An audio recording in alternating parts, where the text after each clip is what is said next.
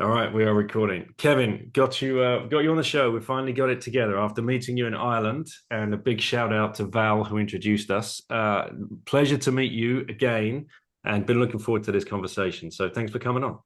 You're welcome, Daniel, and I'm very happy to be here. And uh, thank you to Val as well, because she this wouldn't have happened if she didn't connect the two of us at the Dublin Bitcoin conference. And the reason she did is because she knows that I've been falling down like the sovereign rabbit hole. And at that conference, Carl Deans gave a talk from the Sovereign Project where he was talking about the difference between maritime law and what you might call common law. I'm still a noob in this area. I've got my Black's Law dictionary here, which I leaf through of an evening, just trying to look at the definitions of words. And right, enough teasers. This one's going to be a lot for people to take in, I think. But Lauren's going to fire off with the first question. What is real law? Huh. Okay. Well, if you look at the maxims, which are considered to be statements of fact, the legal maxims, there is one that says contract makes the law. So what that means, how I interpret that, is a man can only be bound to do that which he has agreed to do. And all of the law is formed around agreements. So in the state of nature, we're completely free. We're free to go where we want. We're free to do what we want. We're even free to kill if we want to.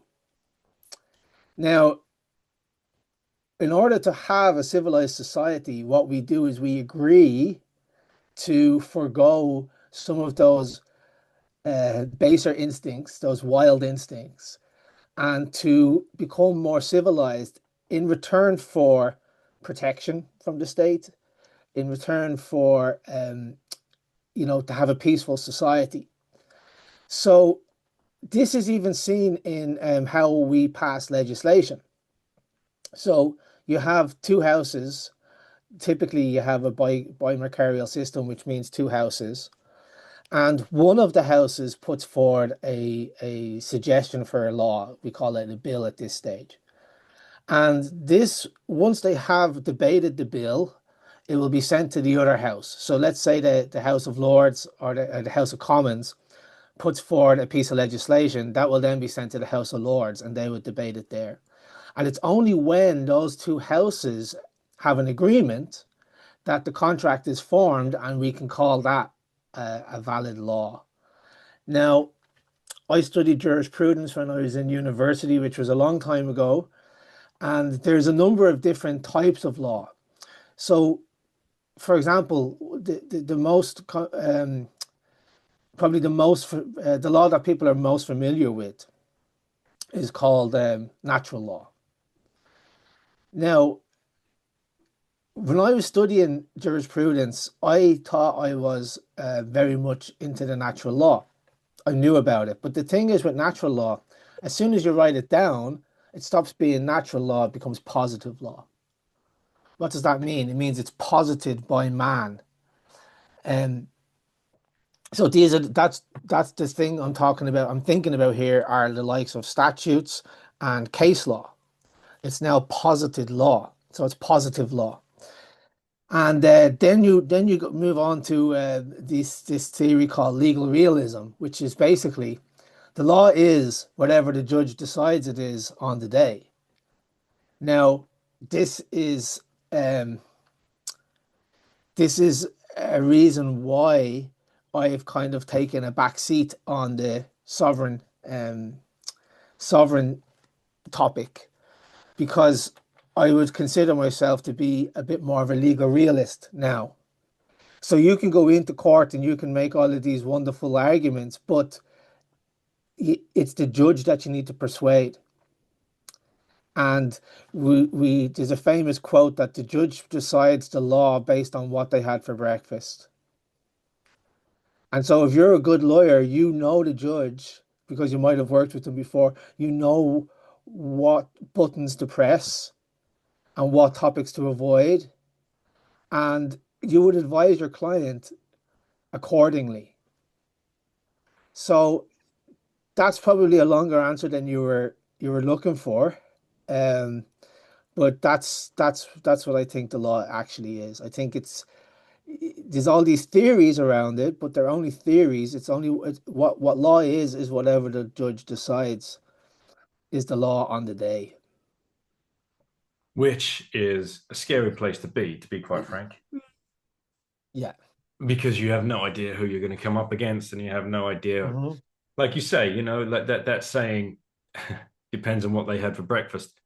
These are just human beings, right? You have no Yes. idea what's going on in their personal life, what's happened Hmm. to them that morning, and what kind of mood they are in, and Yeah. whether or not they've seen that they might just have some kind of negative disposition towards your demeanor, whatever it could be, and they hold all of that power. Yep. Crazy. Yep. All right. Well, we're gonna go through the whole history of how we ended up here, Kevin, and you're gonna help us walk us through that. Did you have any further questions? No, but thank you for answering mine. You're welcome. All right. Well, don't forget that coffee. Thank you. Bye bye. Bye. So let's your background there. You've already thrown in a few kind of words here that I was just jotting down. I think you said jurisprudence. Was that what you were saying? Jurisprudence. Yes, it's another word for legal philosophy. Legal philosophy, jurisprudence. All right, so let's take us back. What got you? Why were you led down this path? This is obviously something you chose to do at university. Yeah, that's a kind of a big question because, okay, let's go all the way back to I was getting my leaving certificate results, which is the equivalent of A level or O level. I'm not too sure, whatever the last one is in the UK. And I got maybe a medium score, I got 330 points, which was kind of average, you know. And in Ireland, you can pick your course based on the amount of points that you get. So there was a guy in my class who I shouldn't name, but he got about 550 points, and the maximum amount of points is 600. Okay, so just to be clear. And I remember thinking to myself, wow, I actually said it to him, you could do anything with that. Like, what are you going to do? And he kind of goes, I'm going to study law. And I remember thinking to myself, oh, I'd never be able to do that. Like, that's beyond me. You know what I mean? Um, and so I went to study computer multimedia design very far away from where I lived. I ended up dropping out about 2 months after, just because I wasn't enjoying it and it was too far to travel, this sort of thing. And I started to work. I worked for 3 years in call center, and I was doing the call quality. So that thing was like these calls may be recorded for training and quality purposes. I was the one that was listening to those calls, um, and I was getting itchy feet, and I wanted to go traveling. So when I was about 21, 22, I went traveling to India by myself, backpacking for 3.5 months.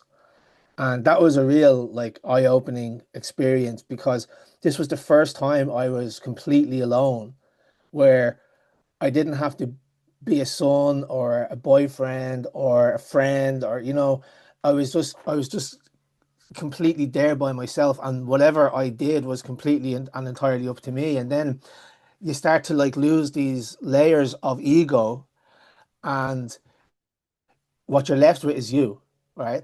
So I went to India with this notion that I was going to find myself. And then on the last month or so, I was sitting on the side of the Ganges in Rishikesh, and I was like, I was here all along because I'm me, right? So what are you looking for? I'm me, so I don't need to go searching for who I am because I'm always there. And that kind of reminds me of the Beatles song, "Without going out of my door, I can know all things on earth. Without looking out my window, I can know the ways of heaven. The further one travels, the less one knows, the less one really knows." It just like it just hit me that I was already there.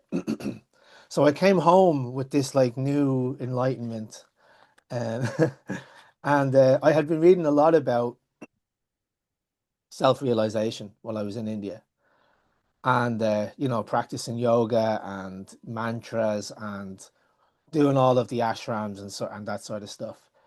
And it was really cool. It was a really eye-opening experience. I met some wonderful people over there, like-minded people. And so then I came back home to Ireland, and I was always into I was always into conspiracies, right? What do I mean by that? It's like 9/11 was an inside job. The fiat currency is fractional reserve and usury.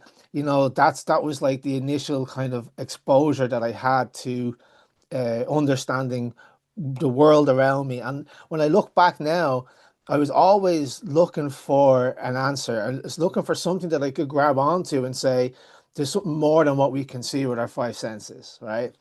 And so I started to read about the law. I started to, I first saw a documentary or like a presentation by John Harris called It's an Illusion of Reality. And I still remember the first night I watched it because I was in my friend's house around the corner. All my friends went into town, but I ended up staying in my friend's house to watch this because I didn't feel well. I didn't really want to go out. Um, and I was watching it and I was like, this definitely something to this. Like he was talking, that was the very first time I heard about state bodies are registered corporations on Dun& Bradstreet. Um, and then I went and I looked and I found that they are actually registered bodies on Dun& Bradstreet. And then that sent me on a rabbit hole. And I started to read as much law as I could. Um, Things that come to mind are things like Creditors in Commerce by Winston Shrout. Um, and so what I did was I actually got a job working in a call center for a bank. And I didn't enjoy it because I knew it was around the time that the recession had started, right? It was like 2007, 2008, that sort of era. And because I knew how money actually worked, we would have old ladies ringing into the call center saying very like feeble voices saying like, I'm really sorry, I don't like my money is not is my money safe, is this and that. And I knew that the money was fake. I knew that it was fake. Not that it's fake, it's just like it doesn't have the sort of reality that would cause you to have an emotional reaction to it. Do you know what I mean? And it started to weigh on my conscience like very heavily.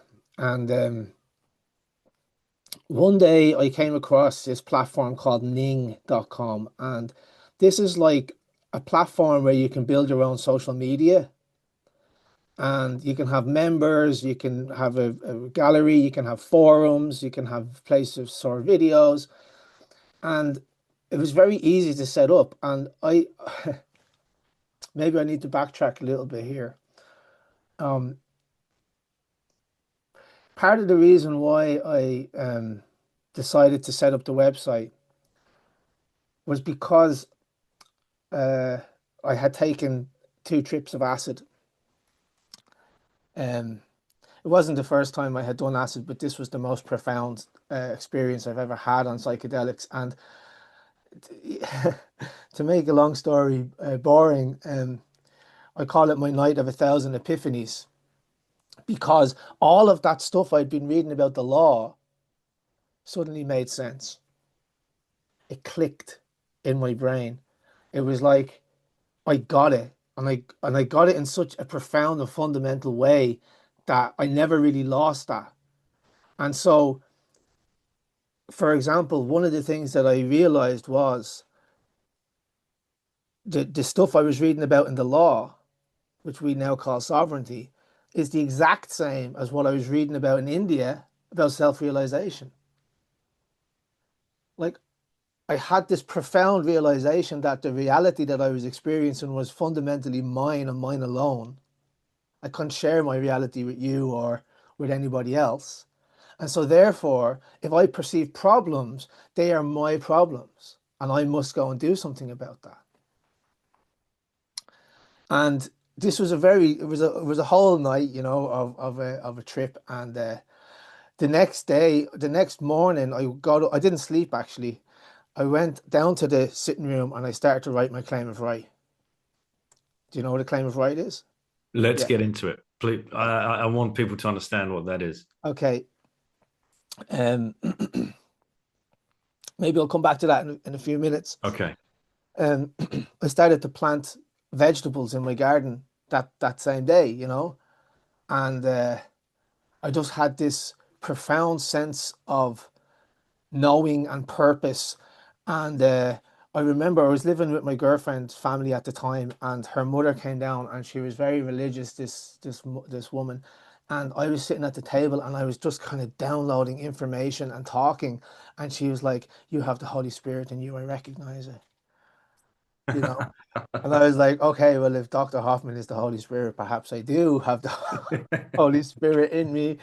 But I just wanted to lay that context. And so I wrote the claim of right, which is basically you send a notice to certain people in the government to say, you make your claim, which is, I am a free man living on the land of Ireland. Um, and you lay out your rights. I claim I have the right to religious freedom, spiritual freedom. I claim I have the right to possess any plant, you know, that sort of thing. Because I was, smoking weed at the time. Um, and other stuff as well. Like, it wasn't all that. It was like, I claim that like legislation and statutes do not apply to me. And you rebut the assumption that they do. And maybe we can get into this in a bit more detail because what I realized was, there's a such thing in law called capitis dominutio, which is how your name is displayed, and it's like status. Capitus means status, right? And it's the diminution of status based on how your name is presented. So if your name appears in all caps, it's not you, it's a corporate entity, which we call a person, okay? And that's why legislation applies to persons, not to flesh and blood men. And yeah, it applies to persons, not to flesh and blood men. And there's another maxim in law, which is a thing can only have authority over that which it creates. And so, since the government created the legal person, that's how it has authority to put the acts and statutes onto you if you acquiesce and consent to that. So the claim of right is basically a document where you're rebutting the assumption, you're rebutting the connection, the joinder between you and the person. And you say, I, the living man, I'm standing on the land of Ireland, and here's the rights that I claim. And you have 30 days to rebut this in law. And who would you send that to? You would send it to the Attorney General, the Taoiseach, I was even sending them to the Secretary Generals of the departments, because the civil service is very powerful in this country, and Secretary General is the main man in, like, so we had a Secretary General that was over the Department of the Government and the Department of the Taoiseach.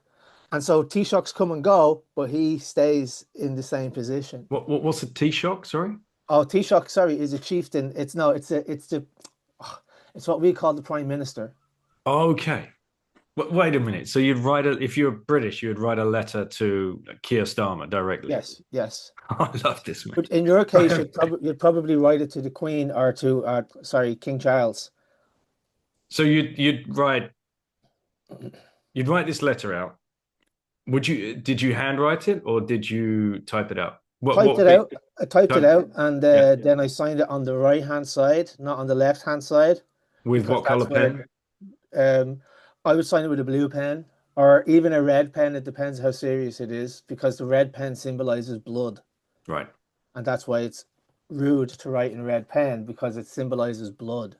And that's mate, this is like the education system, how they completely program you into believing red ink is bad, because all you see is the red ink of all the you might get the odd tick, but it's generally crosses and what you've done wrong and little notes and how you could be better. And this is why you are always, you fear the red pen, and the red pen is for the teacher. It's not for you. The red pen is the teacher's, the authority. Hmm. So something as well, people might not be too aware of the black ink that you're forced to sign these forms in your all caps name. The black ink is basically, that depicts that's the color of the dead man at sea. Yeah. Well, I think the reason why we don't use black ink is because it's difficult to tell an original from a copy, a photocopy. Right.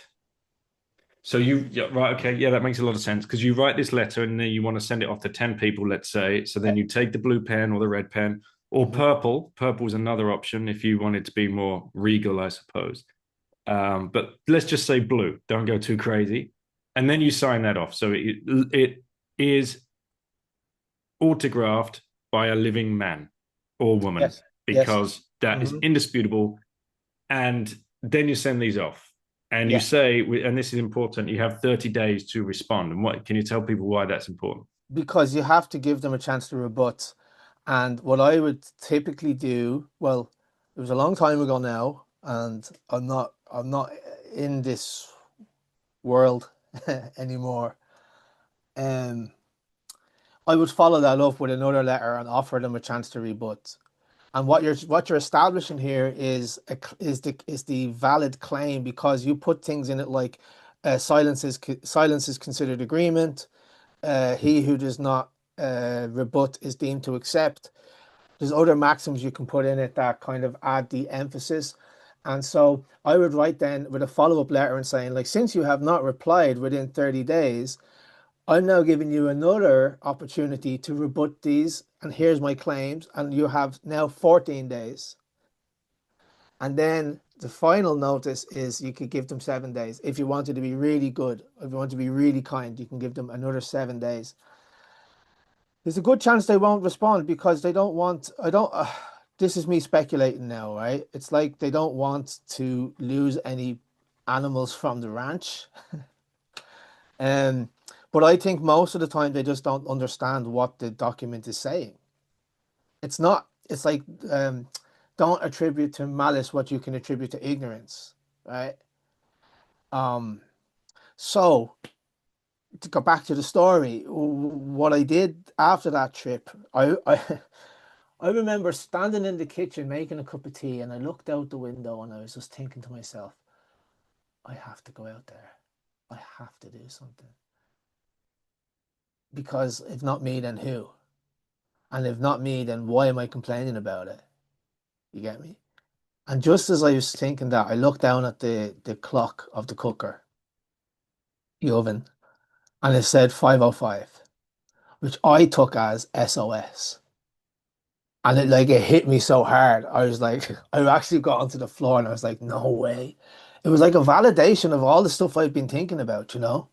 Now that night, I had this is before I made the cup of tea and seen the SOS. I was thinking like, how can we, how can I and my group of friends live outside of the state? And I said, well, we can just get our own piece of land and then we will live contract, we'll contract the law and we'll live by agreement.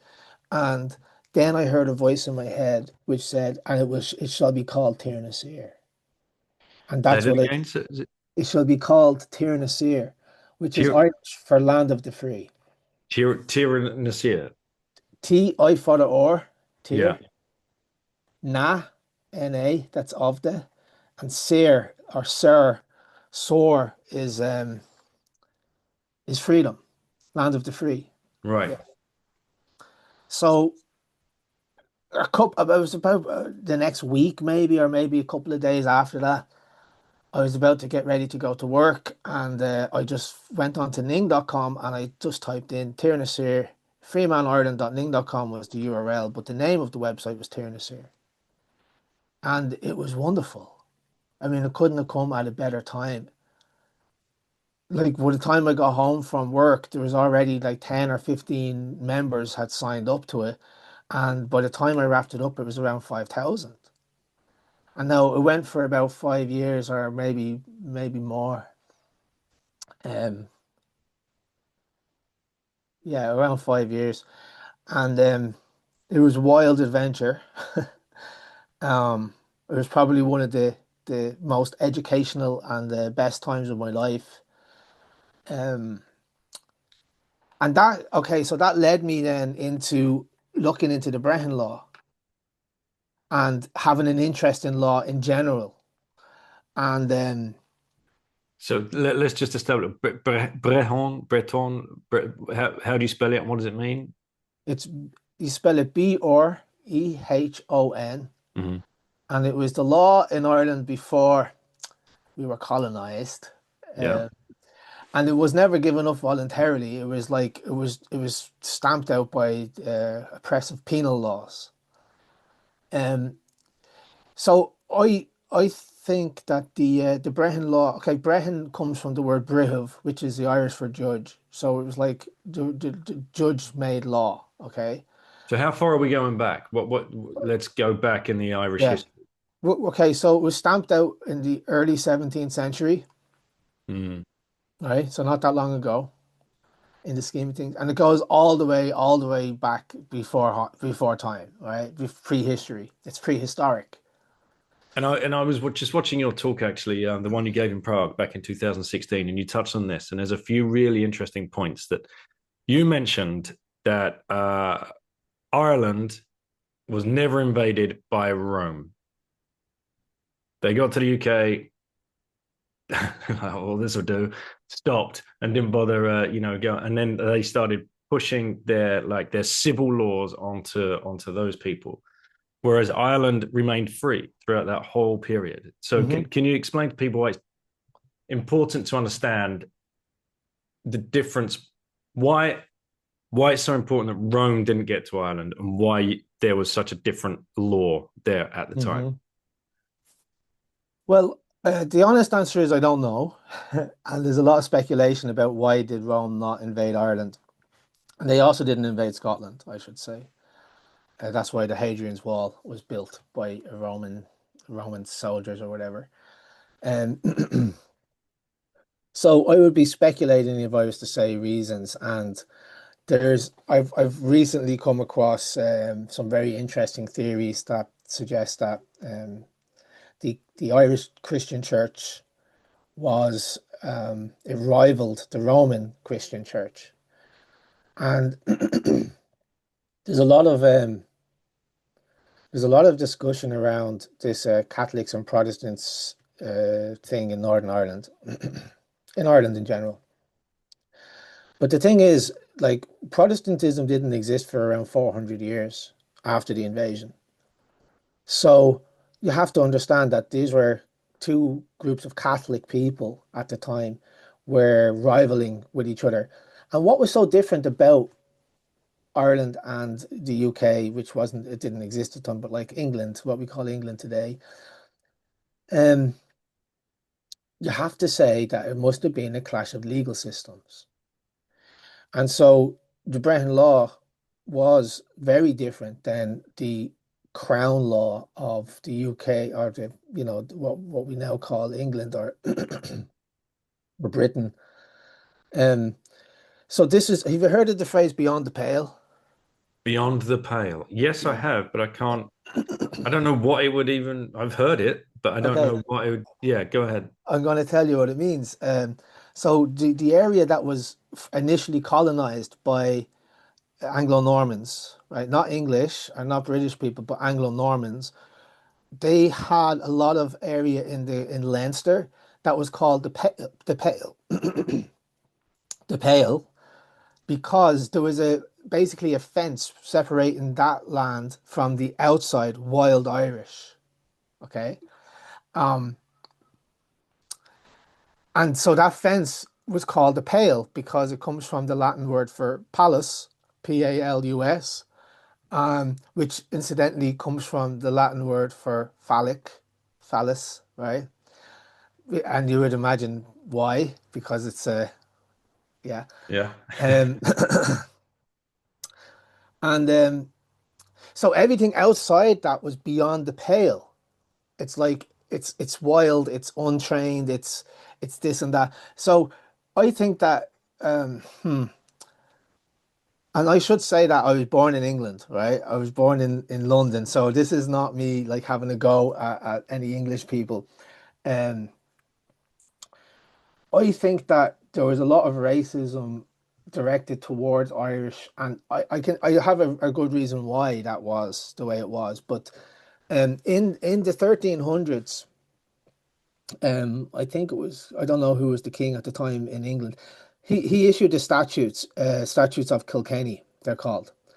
And in it, he said things like any Irishman or any Anglo-Norman lord who allows their children to be nursed by Irish women, who speak Irish, the Irish tongue, who wear their hair long like the Irish do, who ride their horses like the Irish do, and this was the most important one, who go to Brehons for the resolution of their disputes, shall be adjudged a traitor to this crown. Hmm. So you have to really reflect on that a bit. These Anglo-Norman lords later became what we called Nis Gali Non na Gael Féin, which means more Irish than the Irish themselves. So they were really subsumed into whatever the Irish had going on at the time. Now, why is that interesting? Because arguably you would say that they had access to the King's law, the Crown law, but they preferred to go to the Brehons for a resolution of their disputes. Why? Arguably because it was fairer. It was Edward III, I've just found out. In 1327 that That's this right. came in. Right, Yeah. okay. So, yeah, this is I suppose the real beginning, the creep of statism. Yeah, you could say that. You could say that because this is what was beautiful about the Brehon Law. It was designed in such a way that it could be self-executing. So you didn't require state intervention. It just didn't need it. And the laws that were made, the king was bound to those laws as well as the ordinary common man. And he would probably be held to a higher standard because of this thing called honor price, which was an additional um, metric that could be taken into account by the Brehons when deciding the appropriate amount of restitution. The other thing is there was no enforcement mechanism, i.e., there was no police force or King's Guard, who could be called on to enforce the law.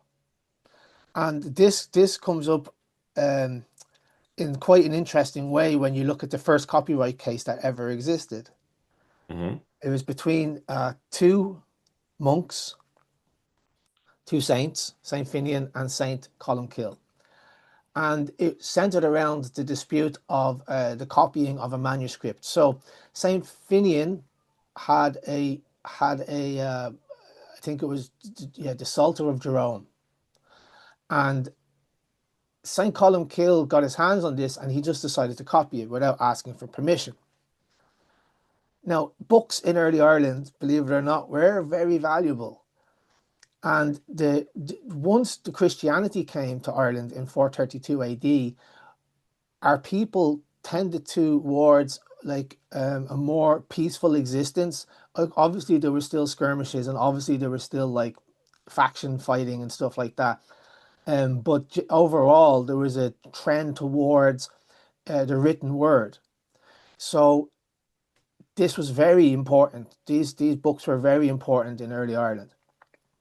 Um, and have you ever heard the phrase "to every cow its calf"? To every cow its calf. Yeah. No. This is the case that it came out of. So what the Brehons had to do is they had to find a rule from nature, like find a principle that's evident in nature, um, apply it to the facts of the case, and then tell that outcome in poetry, in the form of a poem. Yeah. So all of the judgments were given as a poetry. Um, and that's interesting as well because when you go far enough back, this what we call the Brehon and the Fili, which is the poets, they were all considered to be druids, which is very far back in the historical record. So you can imagine that there was these druids that were kind of high priests and lawgivers and poets and musicians. And then as time went on, they specialized into different fields. Um, so come back to the case. They had a court case. The king was the judge because that was typical for the time. And the judge said, to every cow its calf, to every book its little book, which means to every cow belongs its calf, and to every book belongs its little book, which meant that Finian, he was the rightful owner of the little book, which was the copy, the copy of the manuscript. And that's considered the first copyright case ever in the world. It was a couple of hundred years before the statutes of Saint Anne, or Queen Anne, sorry. So what happened? Well, there was no police force to enforce the judgment. So typically what happened was a judge, a Brehon, would be so revered and his words would be considered sacred. And that's why they spoke in the poetic effect. Just to give it that extra gravitas, you know, that the people would just follow it because it felt right. It felt like the right thing to do. And if you didn't follow it, you'd be out. You could risk being outcasted by your community, and you'd lose the protection of the law that you had shunned. So, unfortunately, there was no enforcement mechanism, and this led to a great battle, the Battle of Dul Crivne. I might not be pronouncing that right, but the Battle of the Book is another way that you can describe this battle. And Columkill and Finbar or Finian, they both raised these massive armies. Well, they weren't massive armies; they were just like it was a battle. Mhm. And because of the bloodshed, there's a legend that says Columkill put himself into exile to Iona, and he never set foot on Ireland ever again. Now that must have been a big deal for him because he came from a noble family.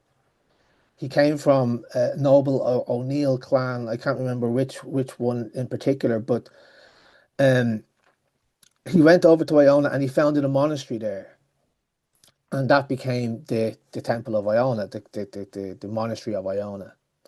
But Now, where why is is Iona? it's off the coast of Scotland, Okay. so not too far. You could probably still see Ireland on a clear day, you know. Right.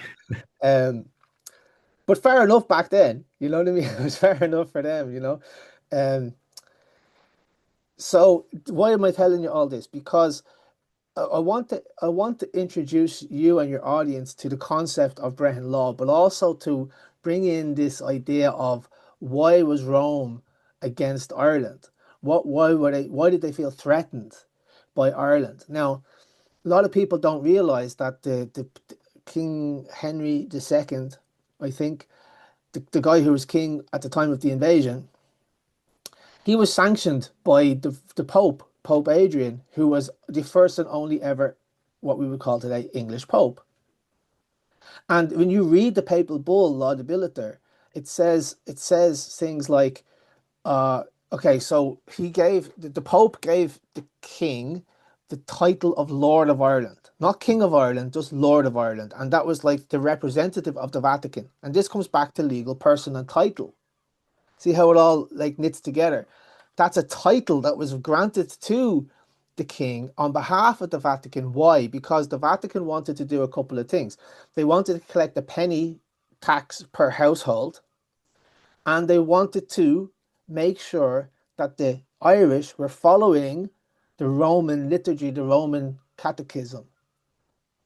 They didn't like Ireland because it was almost as if they were saying everything so long as it's not Gaelic. So long as it's not Gaelic. And why were they saying that? Because after the fall of Rome, all of the monarchies in Europe were getting the authority from the Pope. It was the bishops who put the crown on the head of the king or the queen, but not in Ireland. In Ireland, we had traditions that lasted for thousands and thousands of years, customs that went on as far as time can, as far as old as the hills are as old as the rocks, as they used to say. Since time immemorial, we had these customs where you could stand under a sacred tree called a billa, or on your sacred rock, or your coronation mound, okay? And you'd perform the ritual of your people, your tribe, and you could become a king. You'd be recognized as king among your people, but they were calling it Ri or Taoiseach. That's where the word comes from. Um, um, and that was a threat to the authority of the Vatican. Is this all clicking together, right? Mhm. And so um, the Vatican was more interested in subduing the Gaelic people and the Gaelic customs. And this is why I mentioned about this Protestant and Catholic disagreement up in the north, the troubles, as we like to call it, euphemistically. Um,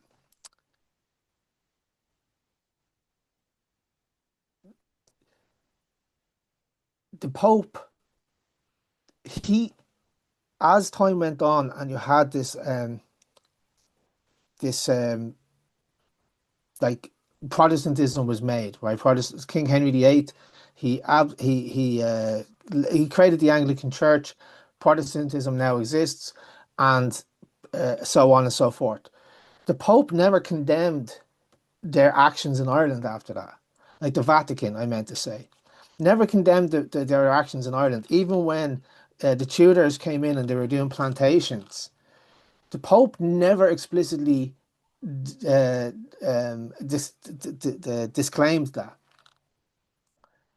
So that leads me to believe that the Pope and the English were kind of working in tandem with each other to suppress the Gaelic culture and the Gaelic identity. And that's why it's very sad when you see this, like these two factions up the north or in Ireland and probably in Scotland as well, that they're fighting for two empires that are not their own. What do I mean by that? The Vatican and the Crown. Neither of those empires belong to the people, and they are just subjects of those two entities, those two institutions. And that's very sad for me because I want Irish people to fight for Gaelic Ireland once again. I would prefer if we would go back to our Celtic church, which was very different than the Catholic Church, right? Um, but anyway, I feel like I'm kind of going on a tangent here. Well, it all lead, all roads lead to Rome, I suppose. Rome, exactly. And so there's a lot. So there's two words here: anarchy, which gets bandied around a lot in Bitcoin circles. What is anarchism?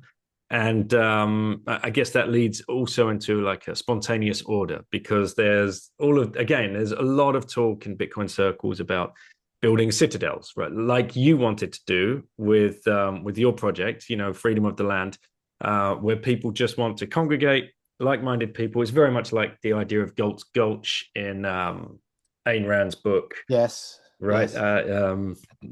Uh, why am Atlas. I blank? Atlas Shrugged. I was blanking on the name. So yeah, is this a possibility in your mind? Well, let's start with how would you define Mm, anarchism? Because to a lot of people, they okay. hear the word and they just think, oh my God, no Mhm. rules. Anyone can do whatever they like. That would just be an absolute nightmare. That's what the uninitiated normie would just think in Yeah, their. I agree. I mean, I would say that anarchy does not mean no rules, it means no rulers.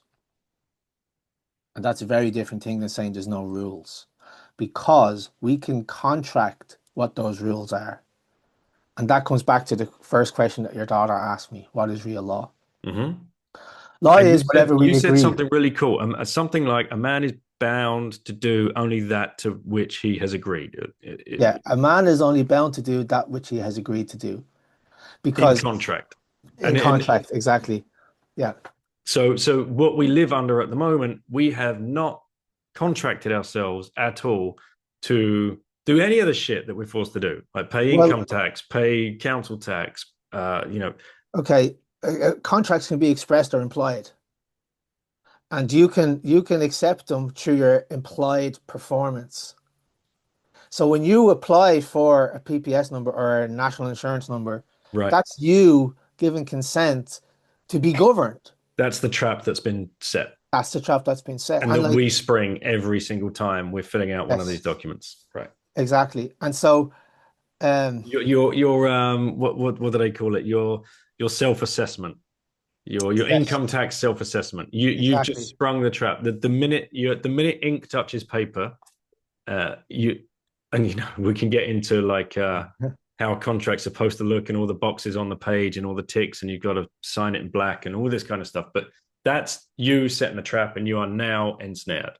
Yeah. Hmm. Um, so yeah, a man can only be bound to do that which he has agreed to do, but you can be presumed to agree based on your performance.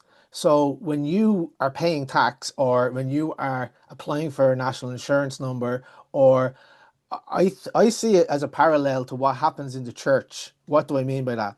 The birth certificate is the baptism into the state. Are you still there? Yeah. Yes. Yeah. Birth certificate is the baptism into the state, and the NHS number, the national Mm-hmm. insurance number, sorry, is equivalent of confirmation. That's when your parents are pledging you to the state or to the church when you're a baby. Mm-hmm. And then when you're older, when you're come of age, you you reaffirm that commitment by saying, "Hi, I'm a happy citizen. Can I have a tax number, please? Because I want to give you the money back for half of my labor or whatever it is." So, we do agree to be subject to just the crown or the state in our actions throughout our life.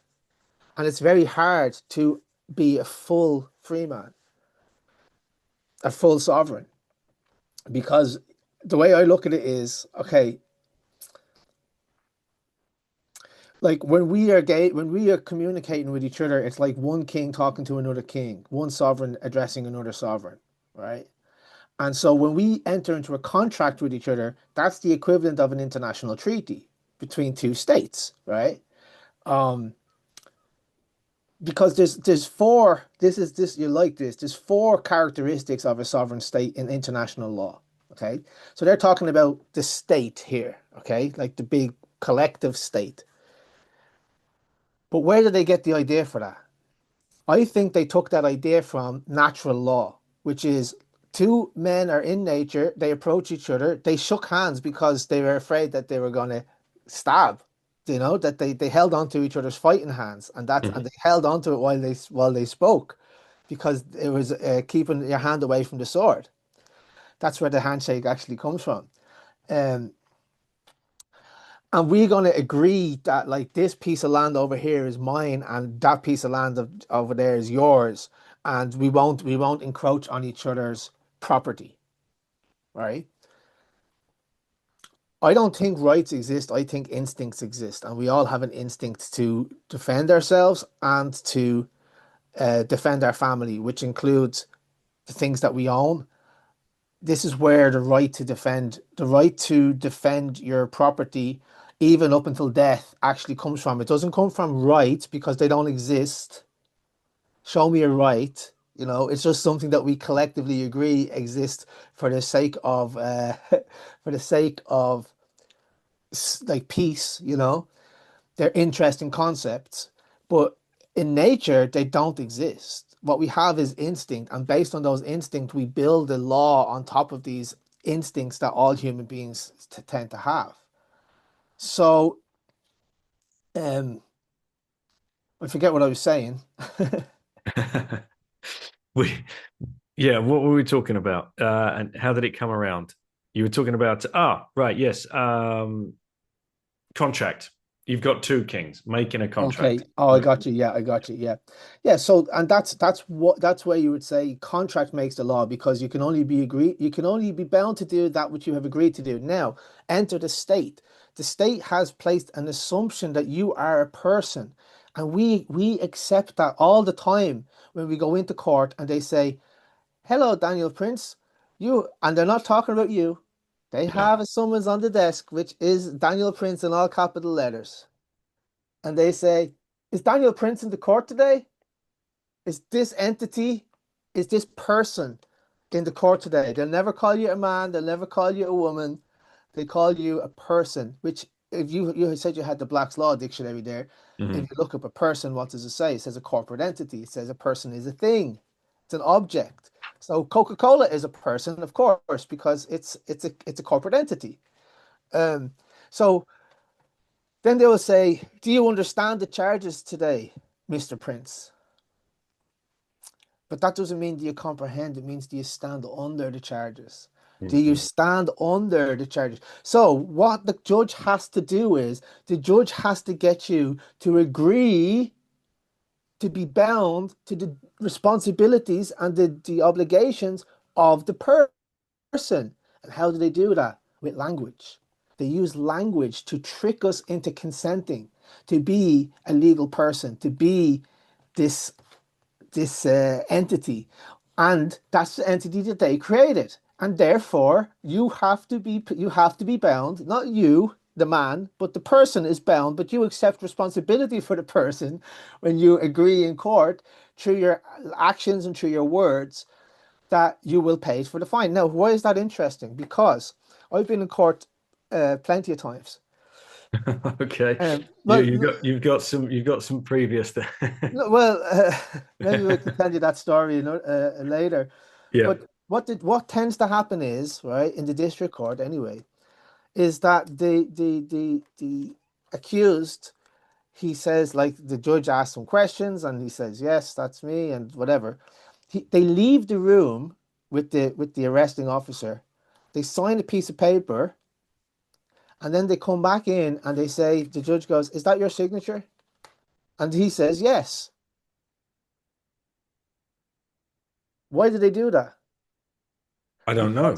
Because Why because do because they want to make sure they want your consent every step of the way, and you agree to everything when you're in court. Well, the uninitiated man would agree to everything because that's the way it's designed. That's the way it's set up. so right, okay, hang on.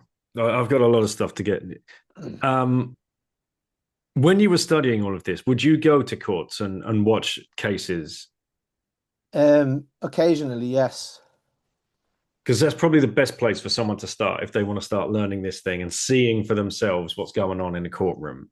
Yeah, As far as I'm aware, I've never done it. I think you can just turn up and sit in a gallery of most courts. you can in most courts, just not family court.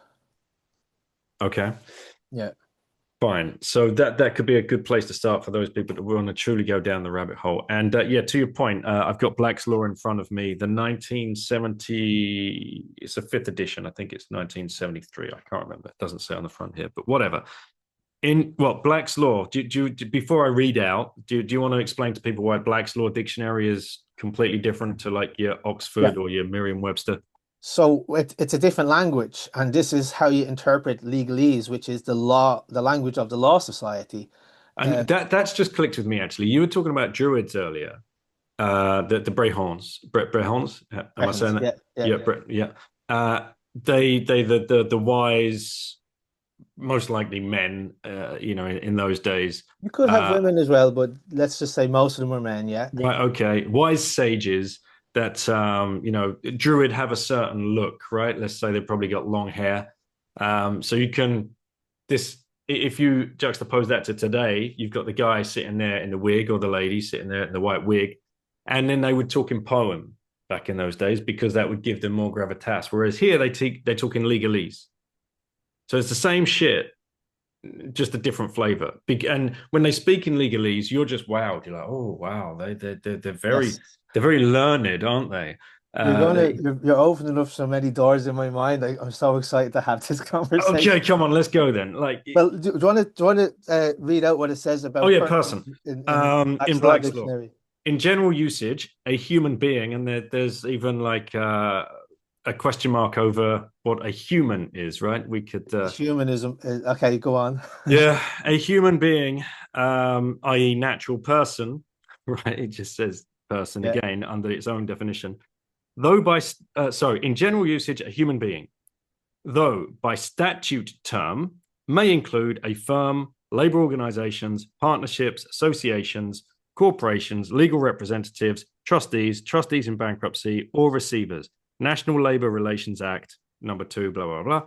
And then it goes on Bankruptcy Act, corporation, and then it defines everything that I've just said. So yeah. there you go, guys. You are literally a walking, talking corporation because at the time of your birth was registered by your parents unbeknownst, so they didn't have full consent in what they were doing. And because your name was in all caps and you were born in a foundling hospital, that you were literally given up for adoption to the state Yeah. by filling out that birth certificate. And that's as dark as it gets, really. And what But does human say? human, I've tried looking up Does this it say before. sea monster? I think that's Uh, Ballantyne's Law Dictionary that says that. I Um, don't think I've looked it up before in this particular one, and I think it was just pretty normal. But let me just double check. so I don't know where to go now because you've opened up so many doors of avenues in my mind. Uh, Good. Let yeah, go, exactly. go where you see fit. What was I Okay. saying about the druids and dressing up Yes. and wearing the Okay. Well, wigs here's the and thing, right? yeah. You were more accurate than you may have even realized because that's why we call them magistrates. Where does that come from? Magistrate. Magi straight. What's magi? Magi is a magician. Magician. Oh man. Uh, when you get down to like the grassroots of these words, it's so interesting. Yeah. And the trickery that they've played. Hmm. They, who are they? Well, whatever. That's a different go on. Yeah, keep going down Okay. that. Yeah. So when you're getting called to court, what do you get in the door? Well, a summons, right? Is what I think most people would call it. I would also call it that because that's what it is. And Right. back in the day, back in the days of John Dee, the astrologer and occultist for I think it was Queen Elizabeth the First, John D. John Dee. D Yeah, E E. Yeah. yeah, yeah. Okay. He was a brilliant man. He was the guy who coined the term. He masterminded the British Empire, the naval Mm. empire. He he masterminded the British Empire. He was like trying to uh he was trying to do the find the philosopher's stone, which Mm. is how do you turn base metals into gold? Hold on, I just want to put my phone on mute here. Right. Okay. So he was an alchemist. He was He was looking an at alchemist and he was a scientist and he was a natural philosopher. All of these things kind of rolled into one. And he had a friend called what was it? Hmm, I can't remember his name, but this friend was apparently very good at summoning spirits, mm. summoning demons. Well, he thought they were angels, but let's just say that they're of the angelic family, which includes demons. Hmm. And you would never say John Dee was a madman because of his brilliance.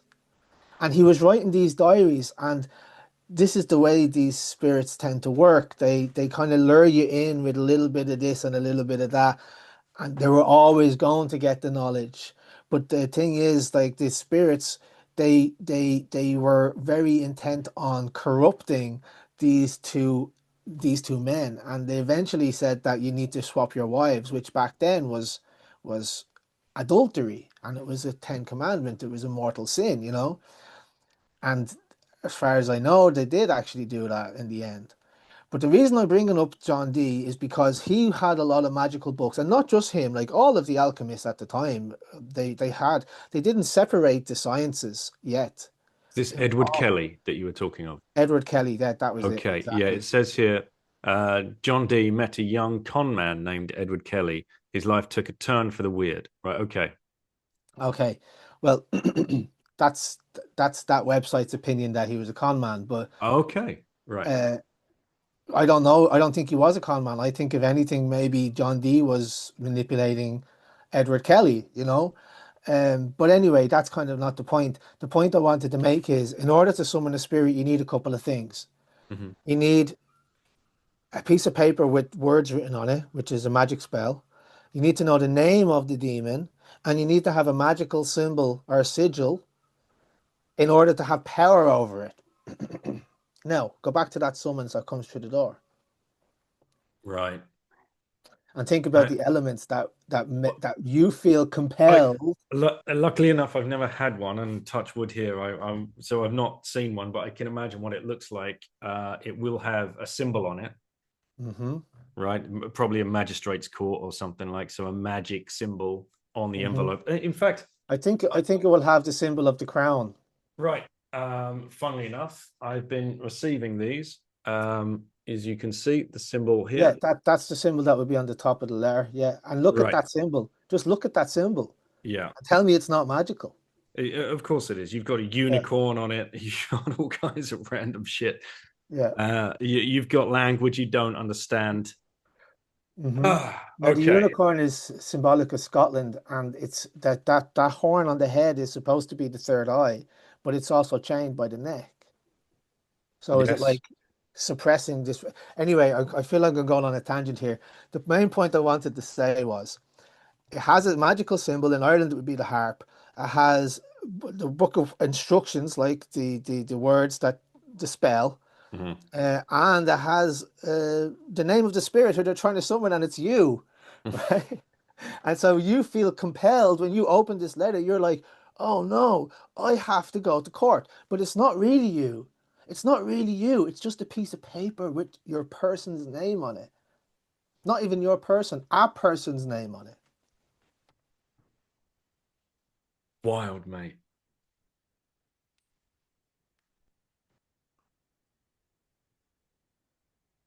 And And so yeah, that's why we call them magistrates, because straight is a word for strategy. It's a root word for strategy, magical strategists. And so you can imagine the two advocates, the two lawyers, who all three of them represent are members of the Law Society. So they're all speaking legalese.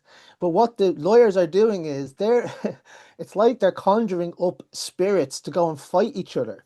So you create this beast through the legal arguments. You build it, you build its attributes, you build its like armor and everything. And then the next lawyer comes in and goes, I'm going to attack that weak point and this weak point and that weak point. And this is why we say objection, because you're throwing a cube in front of the argument, you know? You're throwing a triangle or a cube, an object in front of the argument that's being conjured.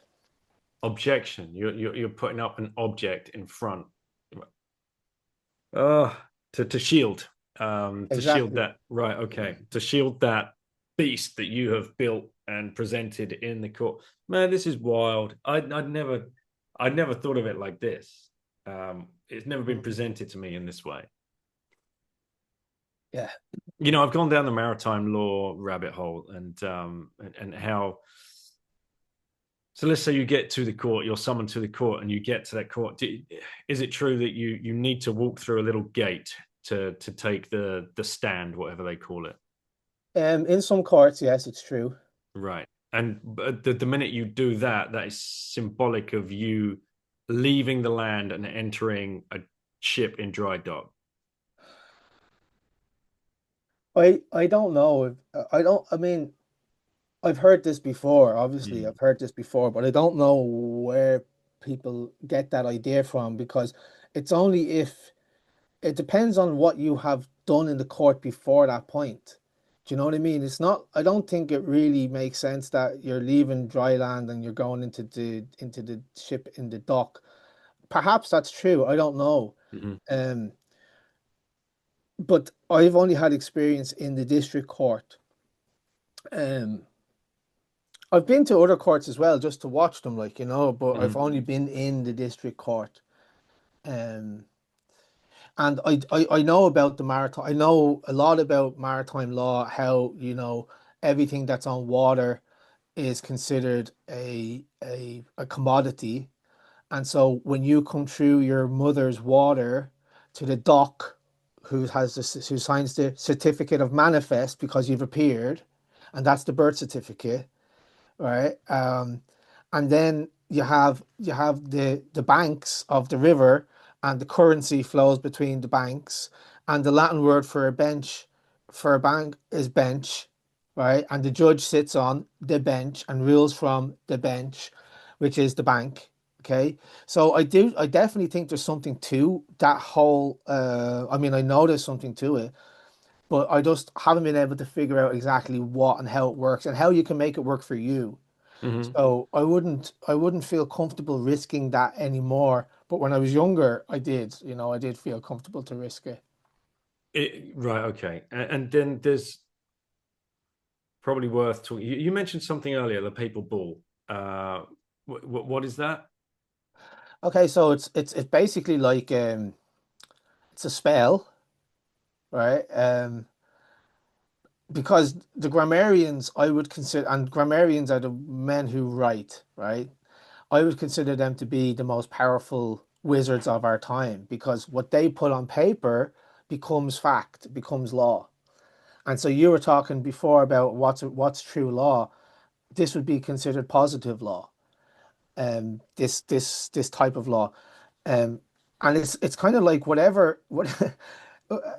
the end of the day, force makes the law. Force is the thing that makes the rules.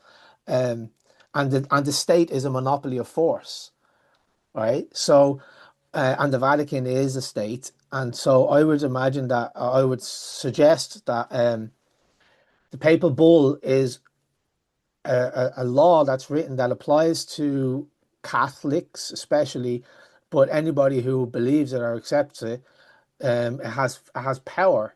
So, in that sense, they are like magic spells because what is a spell but a collection of words? That's where we get the word spellings from.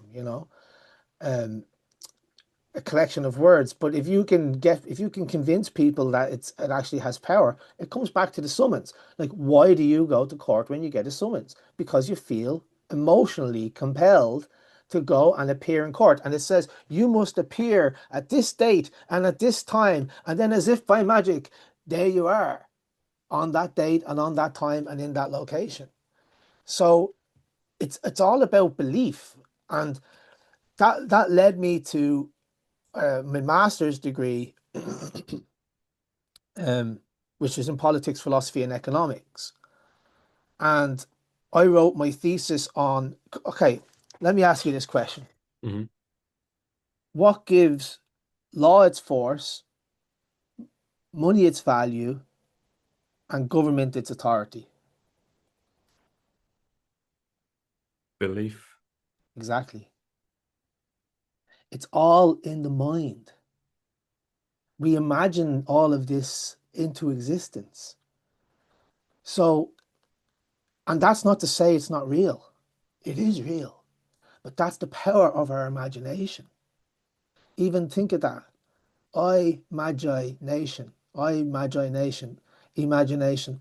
I am magician and I form a nation with my thoughts.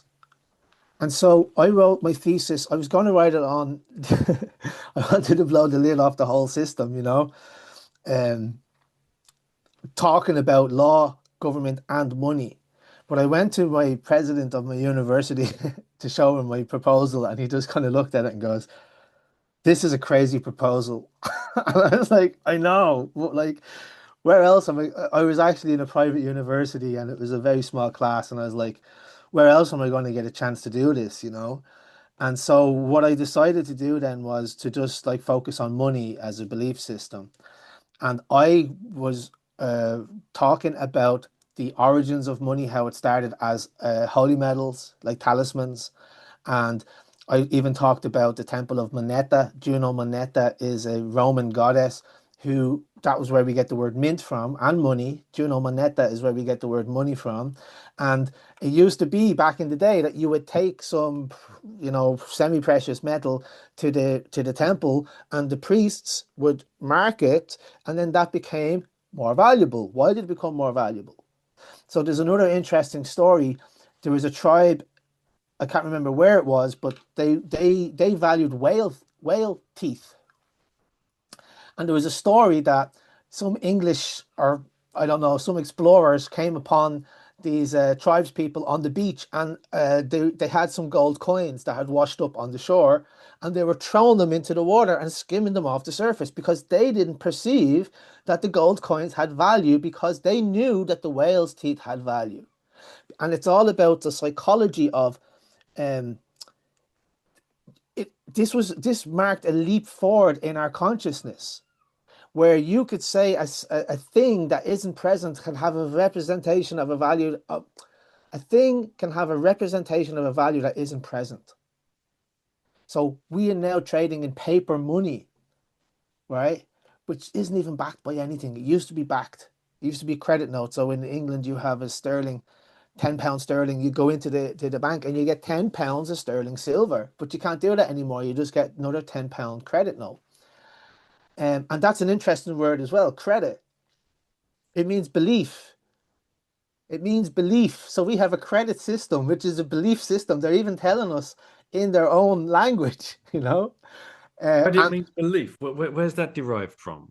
it's derived from Latin, and it's also an Irish credit, but it's Really? it's derived from Latin. Yeah, if you look it up on etymonline.com, which is a website I use quite a bit. What's it called, the website? Etym Online, so it's Et ETYM ETYM. online, Short for etymology, I guess. yes.com, Okay. and type Etym in on. credit, and you tell me what it says. Hang on. Let's do this right now. Etymonline dot. .com. Etym online. All That's right. it there. Don't know if you can see that. I've got it now, and I'm typing in credit. Oh, look, it has magic symbols on there. Hang on. 1540s, belief, faith. From French, credit, belief, trust. From Italian, credito. From Latin, creditum, a loan, thing entrusted to another. Ay, ay, ay, ay, ay. Yeah. Yeah. Huh. Um, yeah, so credit is belief, and we have a belief system, and that's what it is, and there's no two ways, there's no other way of looking at it. And I feel like I have a universal theory to explain all of reality, and it comes down to belief and imagination.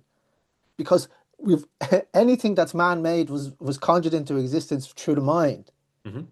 So Noah Yuval Harari, who wrote the book Sapiens, he talks about it wasn't language that made us what we are. It was the ability to believe in fictions. It was the ability to say the great rain god in the sky needs to be propitiated, and so we will all work together to propitiate this great rain god in the sky. So that's just an interesting observation. And where was I going with that? Yeah, I think you're going to tie it back into law, and it will be in a belief system. Oh yes, so yeah, I spoke about the credit system and the symbolic value. And in the last chapter, I wrote about Bitcoin Mhm. and how can Bitcoin establish itself as in the minds of the people, real money. And I said it should adopt the rituals and symbols of what has come before it. So you know the way we have the B with the two lines going through it? That's a Yeah. symbol for Bitcoin. Yeah. But it's not a symbol on Bitcoin. It's just a symbol that represents Bitcoin. And so I think that the intangible nature of Bitcoin, that you can't see, feel, or touch it, you can't go and buy a loaf of bread with it, right? Um, that could be addressed by following what has happened in the past. So this brings up an interesting point where people would they'd push back and say, let's just go back to a gold standard. Let's go back to barter. But I think what you're trying to say is you don't go back and do the same thing over. Like you learn from history, and the way I see Bitcoin now is like, is it an invention? Is it a discovery? Who knows, right? That's a separate thing. But it's here now, and more of us are believing it to be a much fairer form of money, like the hardest, soundest form of money we could possibly have stumbled across. And we as a species are evolving. It's not a revolution in my eyes, it's an evolution. We are evolving onto a newer, better form of money, which the implications of are huge. If you can get the foundation right of money, because money touches absolutely every 50% of every transaction, as we know, that touches absolutely everything, and that will change and shape every system that is built upon it, including the legal system. I won't use lawful, the legal system, including health, including social security, including all of this stuff. But that doesn't happen very quickly. I don't know. I was riffing on that. Is that how did you come to find Bitcoin then? Because Well, here we are, an hour and 20 minutes into a Bitcoin podcast, and now we're talking about Bitcoin. that's interesting that you asked me that because I heard about Bitcoin years ago on that website, Tier Nasir, and I didn't even know what it was. I just so you're gonna laugh when I tell you this. Somebody put up a post saying like, maybe we should buy this Bitcoin. It's only 20 cent. And like I'm kicking myself that that post exists and I never bought it at 20 cent because even a tenner at 20 cent, like even if you bought 10 euros worth of Bitcoin at 20 cent, that would be worth a lot of money now, wouldn't it? If you could hold it this long. So, um, but how I was introduced to it was this is what they said to me because we used to meet up every Sunday. Somebody said to me, "Do you know there's a second internet and they have their money on it?" I was like, "What?" Do you know what I mean? I just couldn't get my head around it. I know now that they were talking about the darknet, and I know that they were talking about Bitcoin, but how I came into it was probably around in about when was it? 2016. We had no, it wasn't. It was 2015. Yes. We had a conference in Prague, and Paralelimopolis was like hosting one of the events. I'm trying to think, did I have any exposure to it before that? I think that was the first one because you couldn't buy anything in the Paralelimopolis except you pay with Bitcoin, and they had an ATM there. So they were showing us how to get the app on the phone. I think it was actually there because I just had the Mycelium app. Um, And so that's when I first came aware of it and how to use it and how easy it was to use and so on and so forth. Now,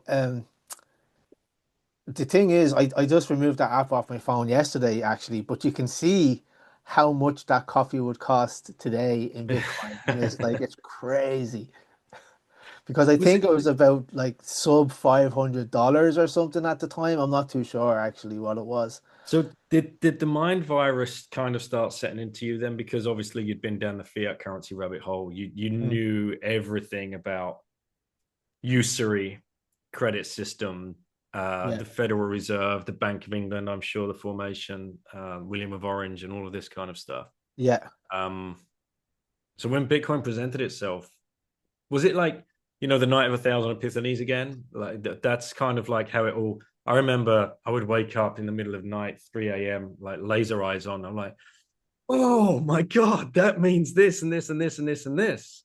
Yeah. Um,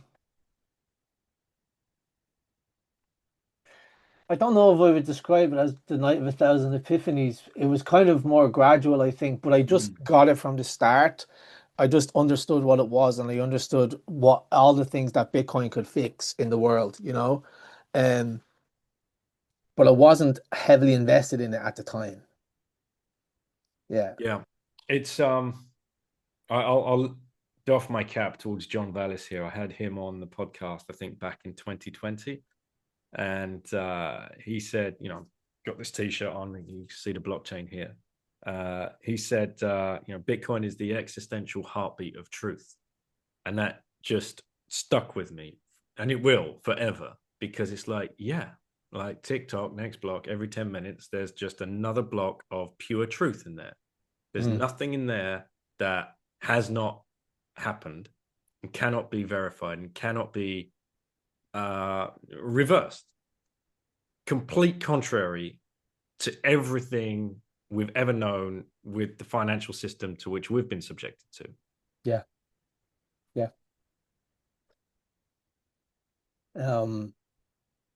Yeah, and do we have time to talk about the time I was in court? Yes, please. Absolutely. So this So, happened. so you were summoned. How did it feel when Yeah. you? So I was never in trouble with the law before turning here. But then I was like, I feel like I attracted this trouble to myself, just because I was ready for it at the time. Um, we were sitting on the grass in the park, on the grass in the park that has wardens and stuff like that. And the wardens came down and told us to get off the grass. So I'm telling you this because we weren't smoking, we weren't drinking, we weren't causing a disturbance of the peace, let's say. And the wardens in Ireland, the park wardens, they kind of have a bit of a chip on their shoulder. I think they think they're Gardaí, they're police, but they're not. And they said, "Get up or you'll know all about it." And I said to my What? friends, they said, "Get up or you'll know all about it." Like So they a were threat, threatening us. Yeah, it was a threat. Yeah, direct threat from a direct unelected threat. bureaucrat in a uniform that thinks. Exactly, exactly. And so they rang the guards, the police. When I say the guards, I mean the police. And I turned to my friend and I said, "That's a threat, man. You need to ring the police as well." And so he rang the police, and then two squad cars zoomed into the park. And this is all on YouTube, by the way, right? Maybe I'll send you a clip after Yeah. the video after. Um, One thing led to another. I was reefed off the ground. I was the only one that was picked up, even though there was a few other people there. I was reefed off the ground. I was put into the back of the squad car, and I I already knew the Garda oath, so I was sitting in the back of the car, and I was like, they were calling me names and all. They were trying to make me feel like I was small, and I was like, I swear to uphold the duties of An Garda Síochána with integrity, with due diligence for the law, with impartiality, and they just went quiet then after that. And I think that the guy who arrested me, like, he was a younger guard, and I think that he realized very quickly that he had bitten off more than he could chew. And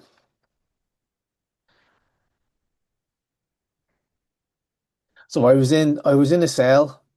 They wanted my name and my address, and I refused to give it to them. And then they said, "Well, what's going to happen to me if I don't?" They put a bail bond in front of me, and they said, "You need to sign this, or we're not letting you." I said, "What are you going to do if I don't sign it?" "Well, you're going back into the cell, and we're not going to let you out until Monday morning. We're going to bring you to the court, and you're going to say it to the judge." And I was like, "Okay, I better sign it then, because that's a direct threat, and I don't want to be threatened. I don't want to have all these bad things happening to me." So this is really important just for your listeners. If you find yourself in this situation, you can ask the question, what will happen to me if I don't sign this? And invariably, they're going to give you a threat, okay? And then what I did was, okay, I'm going to sign it. And I started to write the words under duress, where I was going to sign it. But the thing is, the vanguard, the female police woman, um, she took the pen off me and she put it down on the page like flat. "No, you have to just write it. You have to just sign it. Just say, sign your name, sign your name." Even though you could see I kind of tried to write under duress. So I signed my name through it. And this picture is floating around on the internet as well. How Uh, old were you at this stage? Had you already gone through like your master's degree and all no, that? Right. no, I hadn't even studied law. Wow. Okay. But Yeah, you still had this kind of knowledge locked yeah, away. Right. yeah, yeah. From the night of 1,000 epiphanies. When I was going into court, I didn't know any of this stuff worked. Right. I didn't know any of this stuff worked. It was a gamble. And so I wrote under duress, and that's going to be important later, but I wrote under duress and I signed it.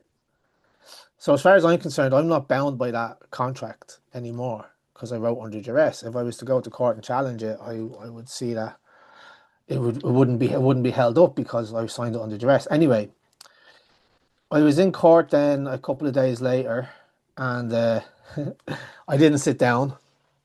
I just stood up. So because when you sit down and they say all rise, you stand up, you're giving consent through your actions. Oh, You're acquiescing to the authority of the court. everything's a trick. I That is- know. I oh. know, and that's why they do it.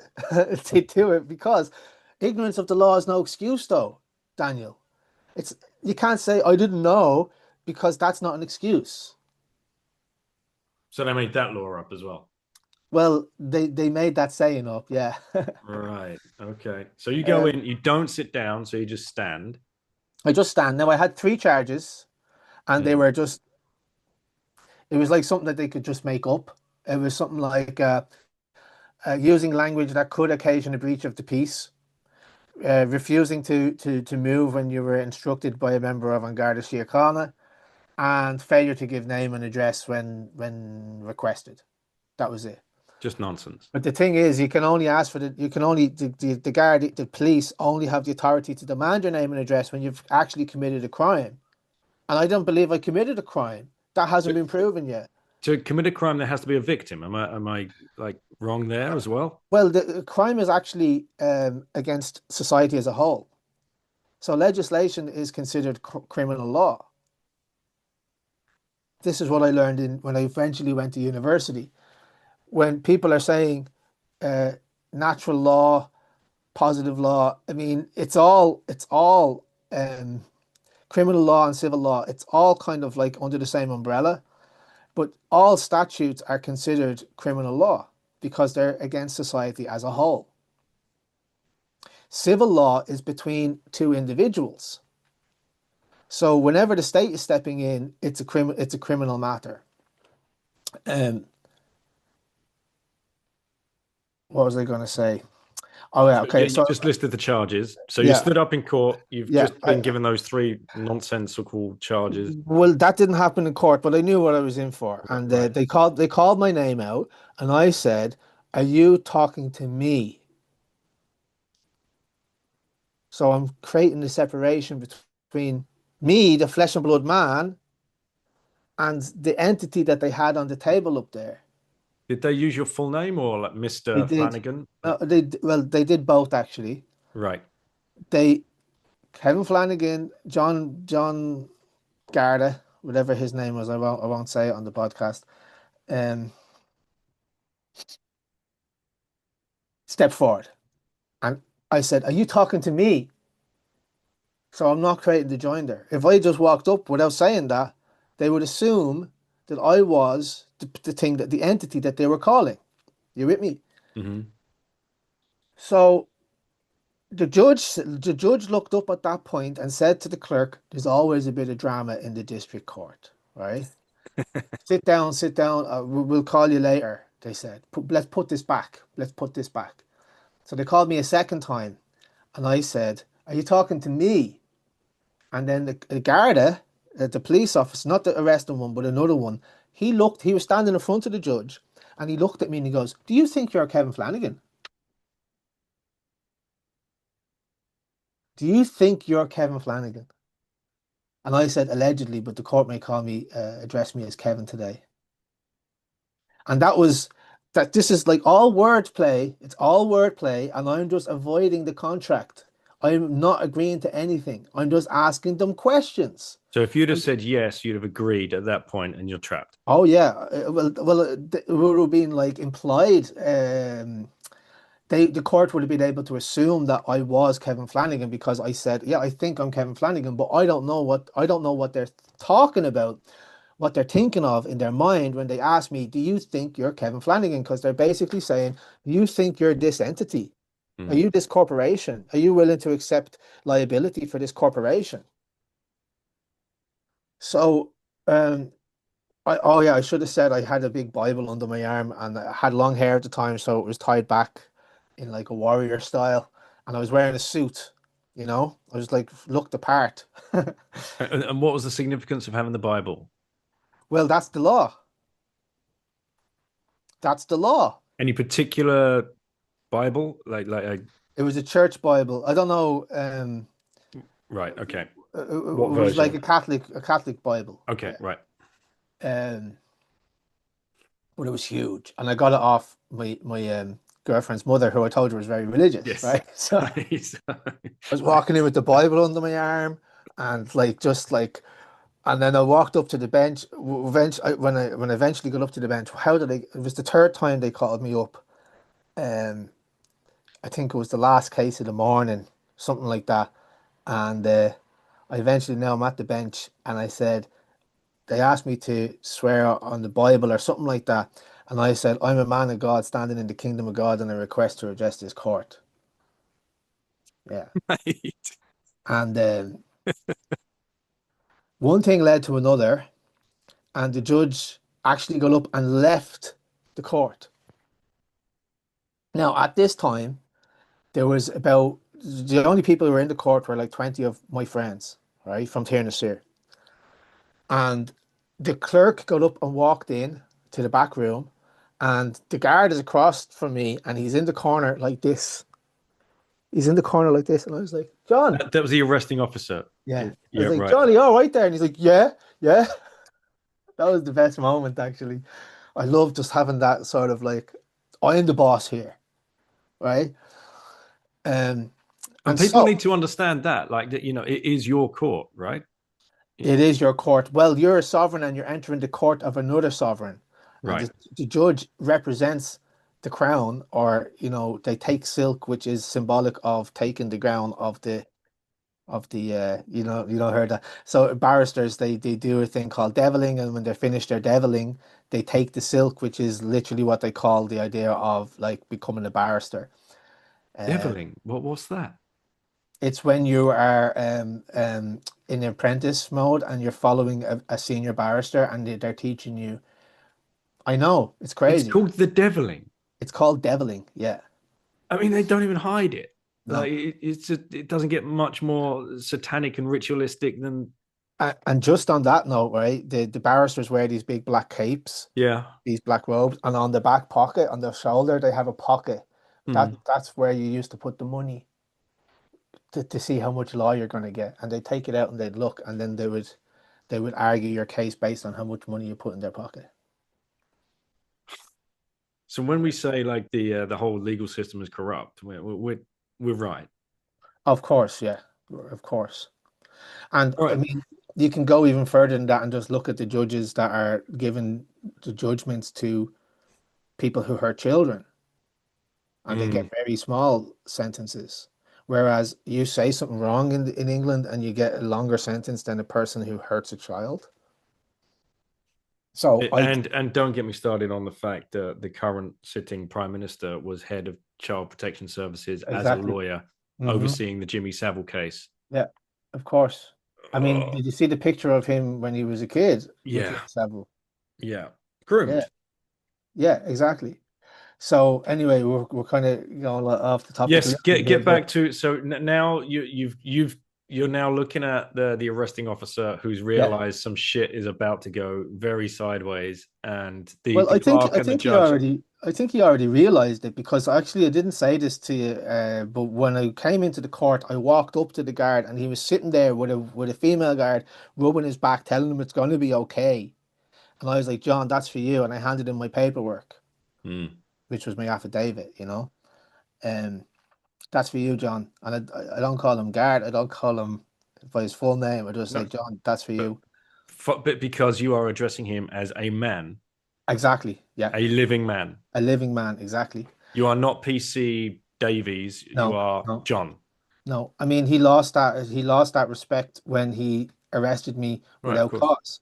Hmm. Like I don't see him as a guard anymore. I see him just as a man, and that he's going to be held responsible as a man, not behind his badge. So so I think that he already knew that it was it was going to be bad because I sent them the notices before I got to the court. Anyway, the judge gets up and he leaves the bench. The cop is across the way, and I'm like, "You all right there, John?" And he's like, "Yeah, yeah, yeah, I'm fine." And then there was a guard standing in front of him, and he was looking at me like I had two heads. He's just like, "What the fuck are you?" Like, you know? And then the clerk came back out. And the clerk, interestingly, is a cleric. It's a cleric. That's why we call it a clerk. Um, and he says, this court is now in camera. So everybody except for the interested parties needs to leave this court. And I said, is that an order or a request? And the clerk, So in camera, let's just clear that up. Is that okay, so in camera is a word that they use for private, like this court is only open to the interested parties. So family court would be in camera. is in camera one word? Like, It's IN, yeah. it's two words, in camera. Like the camera you take pictures with. Right. Okay. I've never heard Yeah. that. All right. Okay. Yeah. So they said this court is in camera. Everybody needs to leave the court. And I said, is that an order or a request? And the clerk looked at me out of the corner of his eye because they never make eye contact with you because you're a thing in their eyes, right? You're not a real human being.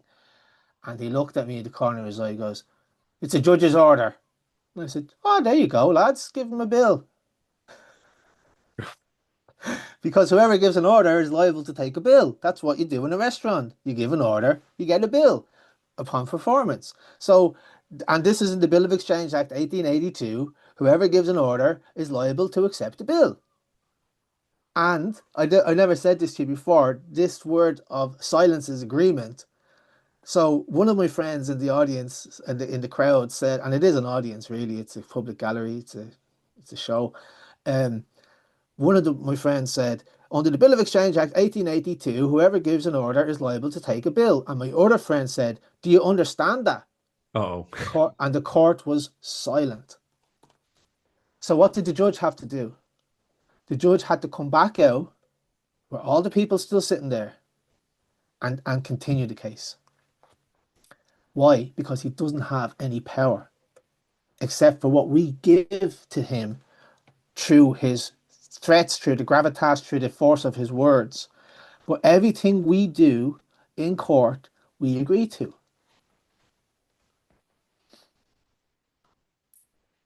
How did it end? Well, there was two more court dates. But how did this day end? Right. So it doesn't end there. Oh, crap. No, you've got to go back. I Wow. got to go back. And so what I did was, it was like 2 weeks between this date and the next date. I was held in contempt in this court because I don't know, I can't remember exactly what the reason was, but if you listen to it, he says, if you interrupt me again, Mr. Flannagan, I'm going to hold you in contempt. And I said, don't call me Mr. Flannagan in the middle of what he was saying. He goes, very good, contempt. What happened there? You interrupted him. And he made an offer of contract. Mm.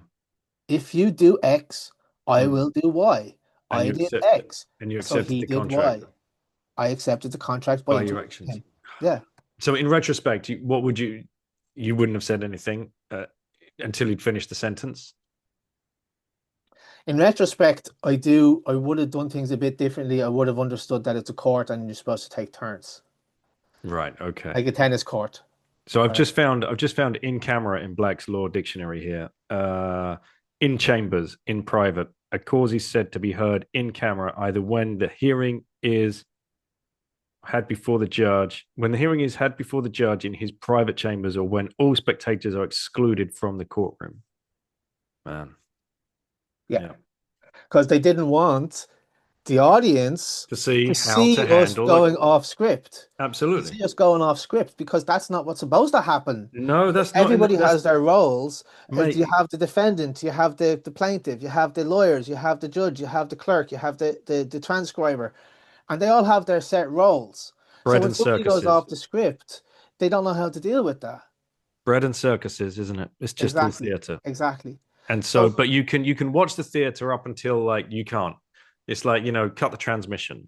Exactly, exactly. Yes, yes. And this happened later in the day. So I was held in contempt. I was in there for about an hour or maybe more, and they took my shoelaces off, they took my belt off, they took my Bible away, and so they were checking on me every so often, and I'd hear. So I sat in my cell on this concrete bed, and I just meditated, and I was listening, you know. And when I heard the hatch opening in the door, I just looked at him. I could see the eyes going. And locking it up again, you know. I was just trying to get into their heads because they're all probably thinking like, what is this guy? Like, who is this guy? How does he know what he knows, and why is he still this far into it? Why hasn't the judge brought out the Mental Health Act? Because they have the power to do that, but he didn't do it. He didn't do it. And so when I was going back into the court, who was carrying me in, who was bringing me in, but the arresting officer, right, and another officer as well, and they had the handcuffs on, and I was like, "Where's my Bible? I'm not going back into the court without my Bible." And he was like, "Please." The arresting officer was like, "Please, don't make this difficult for me. Like, please, let's go into the back into the court. Come on, don't be making a big deal." And I was just like, I felt sorry for him. I was like, "Okay, fine, whatever." Um, so I'm sitting in the court, and it was like it's like I was outside the principal's office, you know, in school, because I had my shirt was open and my tie was off, and but in the back of the back of the court, there was a bunch of school kids taking notes with their teacher, right? They're there to observe the court, and I was called the very last case of the day, the very very last case of the day, and so when my case was being called, the sergeant went down and asked the teacher to leave with the school kids. Wow. Yeah, they didn't want the teacher to see or the school kids to see how I was performing, what I was doing. And so the judge said, "You seem to be a relatively intelligent young man, Mr. Flanagan, but I would advise you to be very careful about what happens next." Which I don't know what to make of that. And he said, "In light of the difficulty that you've had this morning, the not consenting, the contempt and so on, I'm prepared to remand your case for a period of 2 weeks." Very good.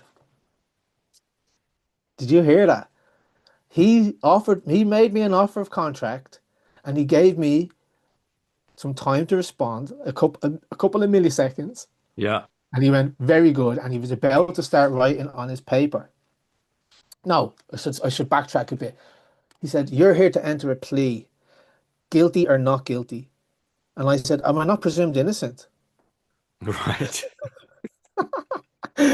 And he's just like falling over his words. He says, "No, you have two pleas that are open to you today, and I'm not in a position to advise from the bench. So guilty or not guilty?" And I said, "But if I enter a plea, have I entered into a contract?" Mm. He said, "I'm not in a position to give you advice from the bench. I would advise you to get a lawyer. And in light of the difficulty that you had earlier today, I'm going to remand your case for 2 weeks." Very good. And I said, "I do not accept that." He goes, "You do not accept that?" And then I whipped out this magical spell. I said, "I waive the benefits and I release the court of its duty to perform as consideration." And his face, he went like, "Oh, good move." He didn't say good move, but I could see it in his eye. He was just like, this guy, like, what the heck? Who is this man? Right? And how does he know these things? Because let me break down what I just said there. The courts exist to provide a service to the citizenry to it's basically like going to confession. You confess your sins, they give you a penance, you do your penance. What I was saying is, I waive the benefit. I don't need your service, but I'm going to offer you another contract. And in that contract, I'm releasing you of your duty to perform as consideration because all contracts need to have consideration, right? And it was just like it was a solid, um, it was a solid rejection of his offer with a counter offer, With a counter offer, exactly. You are offering him a contract. essentially a way out of it, essentially Mm. a way out of it. And he said, "I'm remanding your case for a period of 2 weeks, your comment notwithstanding." And I didn't know what notwithstanding meant at the time. Now I know it means anyway or in spite of what you just said. And there's a concept in contract law called the last shot doctrine, and this comes back to what we were saying before about magic. You know, that the two lawyers, they have their wands and they're conjuring their beasts. It's the last shot that wins, right? And so he said, I'm remanding, you're free to go for a period of 2 weeks. And I was like, so I'm free to go. You're free to go for a period of 2 weeks. I'm free to go. And he was like over the bench as I was walking out the door. You're free to go for a period of 2 weeks. So that was that. And I was with all my friends and we were walking around the front of the court, and who walks out but the judge? He walks past us, and that was that. So what did I do next? I wrote a letter to the judge because I'm like, what am I going to do? I can't not show up because I did. Were you So getting any advice to how to handle this, or were you just riffing all of this um, by yourself? well, no, I had been learning it, I had been Yeah, like studying it, and that night of 1,000 epiphanies, yeah, when it all clicked in my head. I just right. knew, I suspected this is the way the law worked, and this day, I would say I learned more about law in that day than I did in 3 years of university. I should say as well, there was a lawyer, and when the judge got up and left, I actually walked out of the court, and the lawyer came up to me and says, "Go back in there, go back in there. That's a trap." Mm. Right? Which I don't know if it was or it wasn't, but that same lawyer was outside the court the second day. Now, what happened in the meantime was I had 2 weeks, so I sent the judge, a letter saying, "I've reconsidered your invitation to attend your place of business, and I'd like to accept. However, here's my fee schedule: Hmm.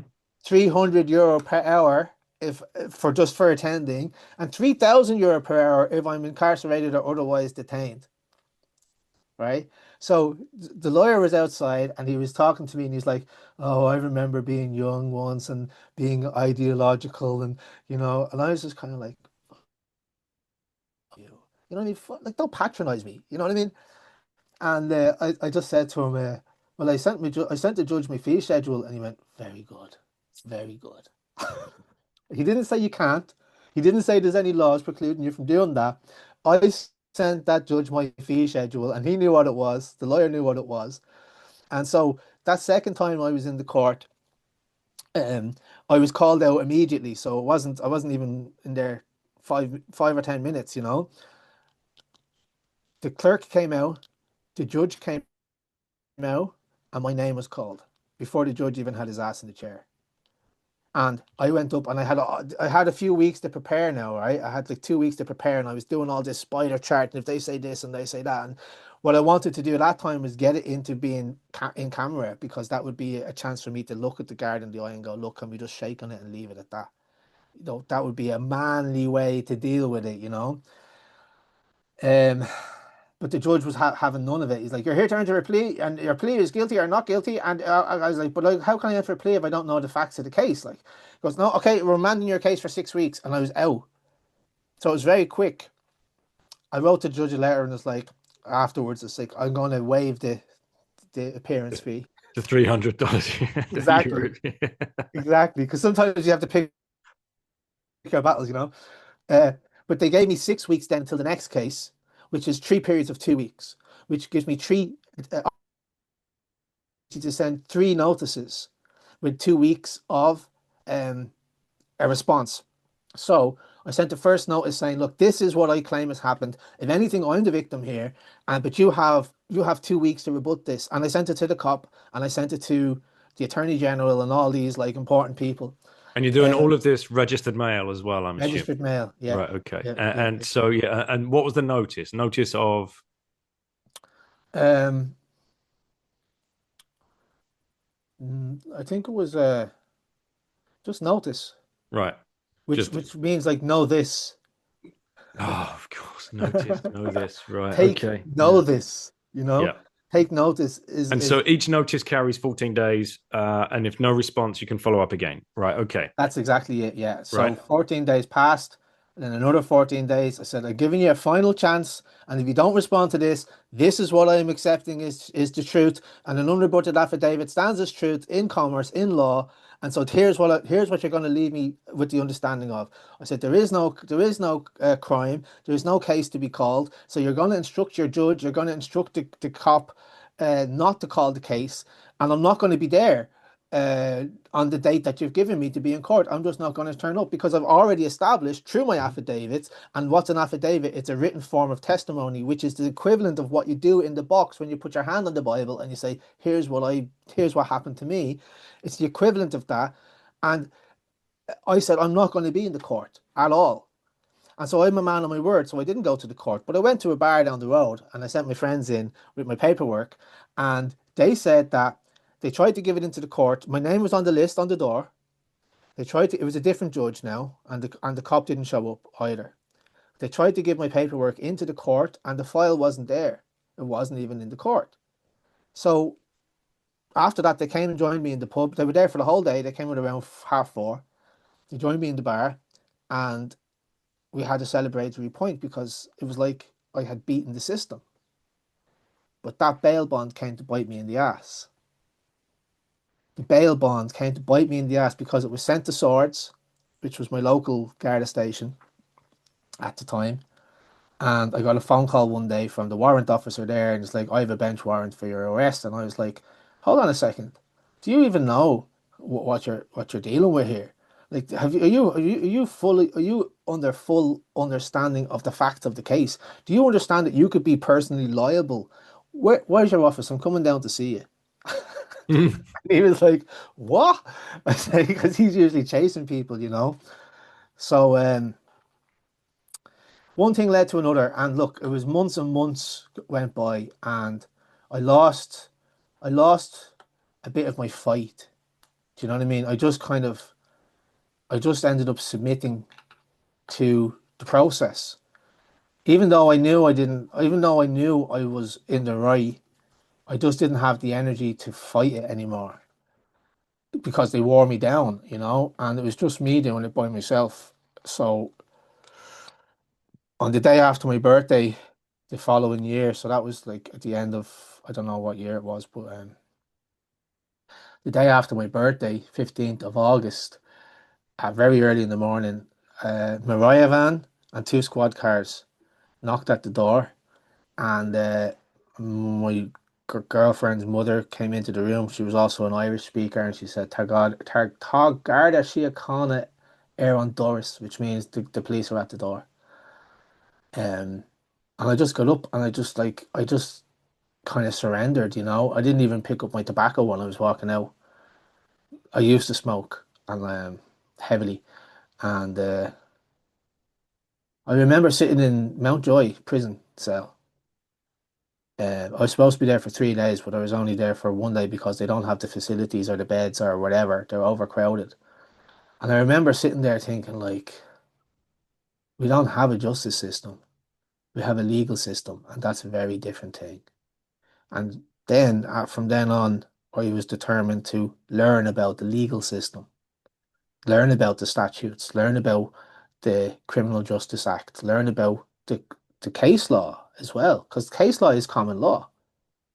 Case law is common law. Common law is the collected judgments of the judges, which form precedent, and that's what common law is. Um, So that's why in like all the TV dramas that you watch, they will, rattle off, oh, in case number 634, yes, 1971, Richards versus Dawkins, blah, blah, blah, blah. Yeah, right. Okay. So that's that's why case that's law is that's studied common at law. length. Right. Yeah. Okay. Hmm. And so it was at that point where I decided, well, I think I was already, I think I'd already started my degree. Um, but I just remember thinking to myself, we don't have a justice system. If we did have a justice system, I wouldn't be sitting in a jail cell right now. An I would overcrowded one with other people that have done absolutely nothing wrong, like most exactly. likely.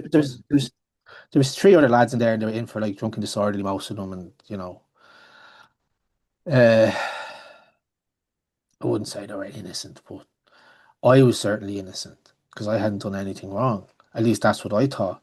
And then I realized that we don't have a justice system, we have a legal system, and that's a very different thing. And so I was determined then to learn the legalities, because I see the system like computer program, and the laws are the programs that generate all of the activities that are happening in that system. And for that reason, I wanted to learn how to hack the system. How do you hack the system? So I never wanted to be a solicitor. That was never my dream, or a barrister, because I knew what the industry, how it worked, Well, and I look at the would word solicitor. yes, They solicit business, right? and the crime of solicitation is essentially prostitution. Yep. Yeah, So sorry, any solicitors that are listening, but yeah. think about what you're doing. Well, I used to say that attorneys and solicitors, they're like lubricant, because you're going to get fucked either way, but they just make it a little bit easier. So that's the story of my running with the court, and So how do you have you figured out how to hack it? Is this something? Well, I've yeah. if again you were ever to be picked up for Mhm. whatever littering, loitering, whatever charge they want to throw at somebody, Yeah. um, is that Well, still happening in Ireland? Is there still a lot of this kind of real low level grade nonsense people being yeah, put? I mean, it depends on like who you're talking about, because I don't want to get into too much politics here. But Mm. Well, just because, like I'm sure you've seen what's going on in the UK at the moment. yeah, People, yeah, I don't know whether it's actually happening or if it's social media and mainstream media are used to amplify like the edge cases to make um examples out of people. Like there's this young lad called Montgomery Toms that was arrested recently for having a placard at a hmm rally. Freedom of speech laws, but he was arrested because it could be construed as hateful speech or something. yeah, And yeah. It's a thought crime, and it was a bit like the three pieces of legislation that were brought up against me that I was responding to, using language that could occasion a breach of the peace, but it didn't say you breached the peace. So, right. oh, it could be perceived that you would breach that Well, it it's could be minority report shit, right? exactly. Trying to get ahead of the crime before it happens. And in Yeah, your case, it was he might say something that might disturb the peace and yeah. offend that lady 400 meters away with her Mhm. child in the playground that possibly or might possibly not hear what he Yeah, said, depending on the direction of the wind. Right? It's just complete nonsense. yeah. And but the thing is, like this is what I said in my affidavit, that if any peace was disturbed, I was sitting in the park enjoying the sunshine with my friends when three big guys came over to me and said they threatened. I felt threatened by their presence, and so they disturbed the peace. If anything, I'm the victim here, you know. Um, so yeah, what would I do now? It depends on the circumstances. I don't think I would ever get into trouble with the state ever again, because I like to think I'm a bit more careful now. Um, and I have a feeling that they have couple of notes on the system about me. Um, I'd imagine so. yeah, Yeah. because I was picked up in my friend's car because she didn't have tax and insurance a few months later, or about, I don't know, following October or something like that. And the detectives were very interested in asking the girls questions about me. Who am I? And I was strip searched, and like, I think they did it just to kind of demoralize me, because they're putting on the gloves, and I don't know. I think one of the lads was enjoying it a little bit too much, because he had these big eyes, like, and I was like, don't shove your finger up me hole. But they didn't. They didn't do that. They didn't. But I was just acting up a little bit, you know what I mean? Mm. They took my shoes off and I didn't have socks on because I had been camping that weekend. And they found Tiernaseer cards in my wallet. And I said, "Oh, I don't know anything about that. Somebody paid me to hand them out." But here's the thing, when I was leaving that state, oh no, the detective, the sergeant of the station, opened the door and he goes, "You were in court last September and you failed to recognize the court." And I was like, how does he know that? Because I didn't give them anything at this stage. Uh, yeah, I don't know how he knew that, but the detectives from Balbriggan came down and they opened the door and they looked at me and they said, "Well, how come we don't know yet?" I said, "Because I don't get in trouble with the law, you know. Um, I don't typically get in trouble with the law." So when I was leaving, I also had these old pound banknotes, which were leaflets, and all the information on the back about, I don't know, New World Order and that sort of thing. But the banking system is fraudulent. So I was putting my stuff on. They were letting me go, and I was putting my stuff on, and I was telling them, this was years ago, but I was saying to them, like, there's going to come a time where you people are going to have to make a decision which side you stand on.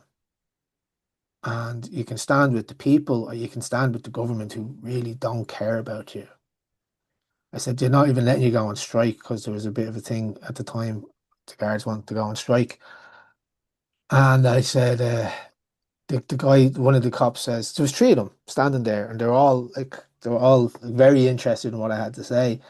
Um, One cop said, "Oh, sure, we still haven't gotten over the last revolution." And I said, "Exactly. So you have to like think about that." And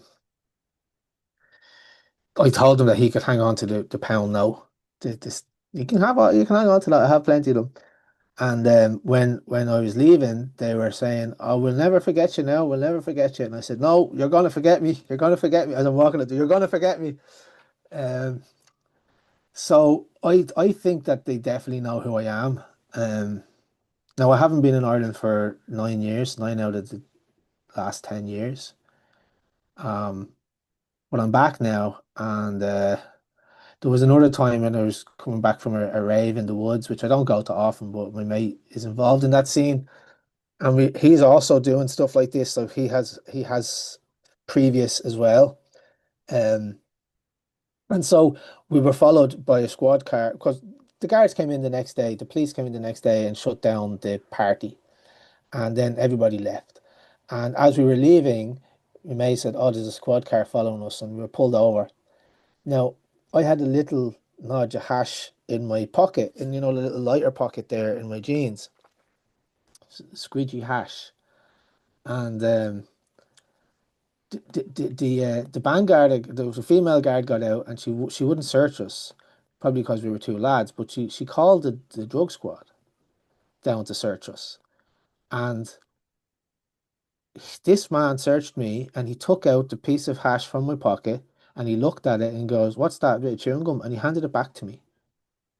He handed it back to me. And then as we were driving off, they were letting us go, they were like, "So you're happy enough, lads, with everything we've done? Like, no, you no complaints." And they were checking with us were we satisfied with how they treated us, which is very odd, I find.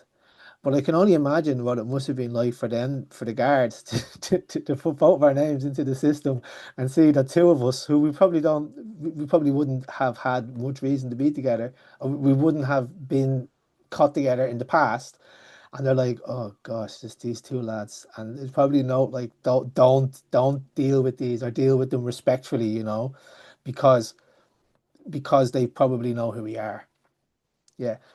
Um, So how would I deal with it today? I deal with it as a lawyer would, and I've often told people, like, you have to pick your battles. Just pay the fine. Don't try and challenge the fine. If you're asking me how to do it, then you're not ready. You should know in yourself that you're sovereign, and how would you handle yourself as a sovereign.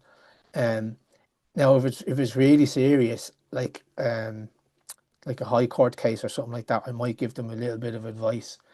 But I think, for the most part, I deal with it as a lawyer would, which means I would try to find technicalities on the law, the legislation, and counter legislation and so on, things like that. Um, but thankfully, I haven't had a lot of run-ins with the cops lately. Yeah, well, good, mate. And I'm sure most people listening wouldn't have. It's just these weird edge cases that might show up every now and then. And the big thing that is picking up steam in the UK at the moment is like the council tax. Even normies are picking up on, because because they just see it going up and up and up and up, and services going down and down and down, and the quality of the infrastructure going. And so they're just like, wait a minute, what am I paying for? And they Yeah. don't actually realize, like, you know, the depths of the deception. So things are coming to a head. I don't know where that ends, and if we can start, you know, abolishing these overreaches. But certainly conversations like this, podcasts, interviews, what you do on your own channel. Do you want to tell people where they can find your channel and you know, get more information? Yes. So the channel that I'm about to mention, I don't talk about any of this stuff on that channel. I talk about Brehon law, which we didn't actually get into, but that's okay. Maybe I'll come back another time and we can explore the Brehon law. Yeah. So Brehon Academy is my YouTube channel, my Facebook page, my X account, my Instagram. If you type Brehon Academy into a search engine, you're bound to find me that way. I guess if you want to go and look at my older videos, you can go to Tir Nasir on YouTube. That's TIRNASAOR. And there's a couple of good videos up there. I would recommend, if people want to hear more about this magic and the law, I would recommend looking for the video called Magic Spells the State and You. Mm. Yes, because that's in two parts, and it kind of it's been there since about 11 years, and the comments on it are amazing. Um, like the comments are very, like, my mind is blown. I'll never look at this system in the same way again, right? It's that level of profound change, I would say. And that's probably the video that I'm most proud of, actually, even Okay. though it was 11 years ago. Um, where else can you? Oh, you can email me if you want at kev@brehonacademy.org. Visit my website, brehonacademy.org. And I think that's it. Yeah. So we just to leave the listeners on a you know, with some practical notes. Should they consider writing those letters? You know, the claim of facts of dominion, whatever it's called. I'm not in a position to give legal advice. Yeah, no, absolutely not. Just do your own research, right? That's all it comes down to. Because Yeah. like dipping in and out of this sovereign project kind of truther movement, for want of a better word, I've met a lot of people over the last 2 weeks. Not a lot, a handful of people. Quick plug: there's a place just outside of Swindon, a dairy called Dora's Dairy. Anyone can go and look that up, and you can order raw milk and grass-fed beef from him and pay in Bitcoin.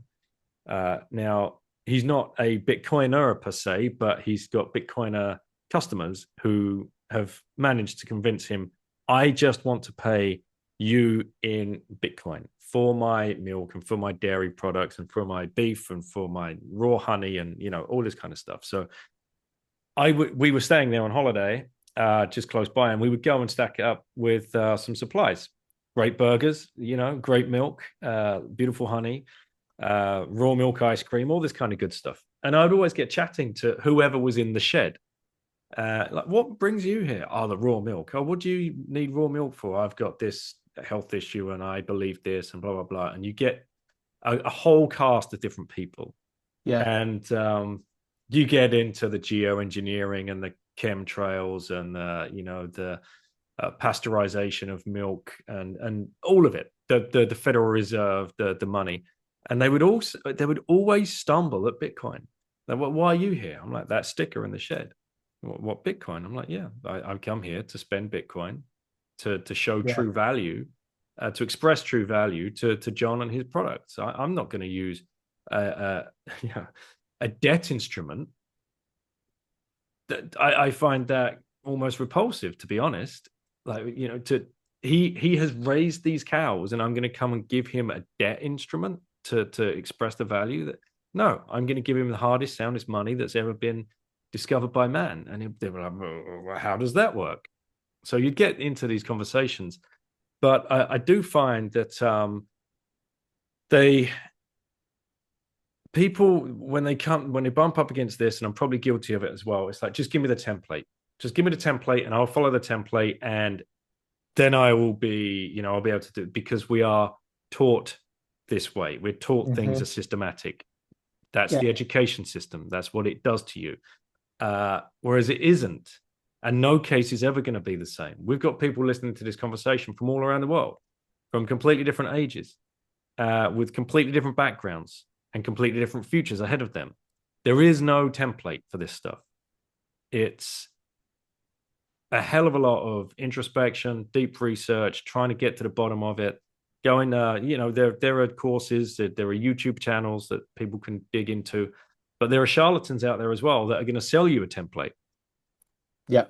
And that's why I'm a bit reluctant to tell people, like give people legal advice, because I don't think this is something that that you need to discover and understand on yourself. And you'll find your own way to do it. And that's the essence of sovereignty.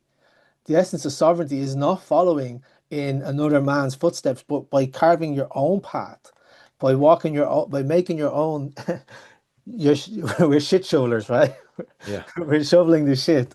Um, and I believe that every man needs to find his own path through the shit. Yes.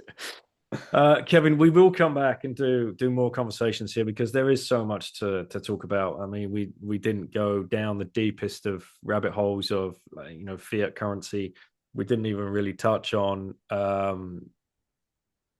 Rome, and we didn't touch on London, DC, Vatican.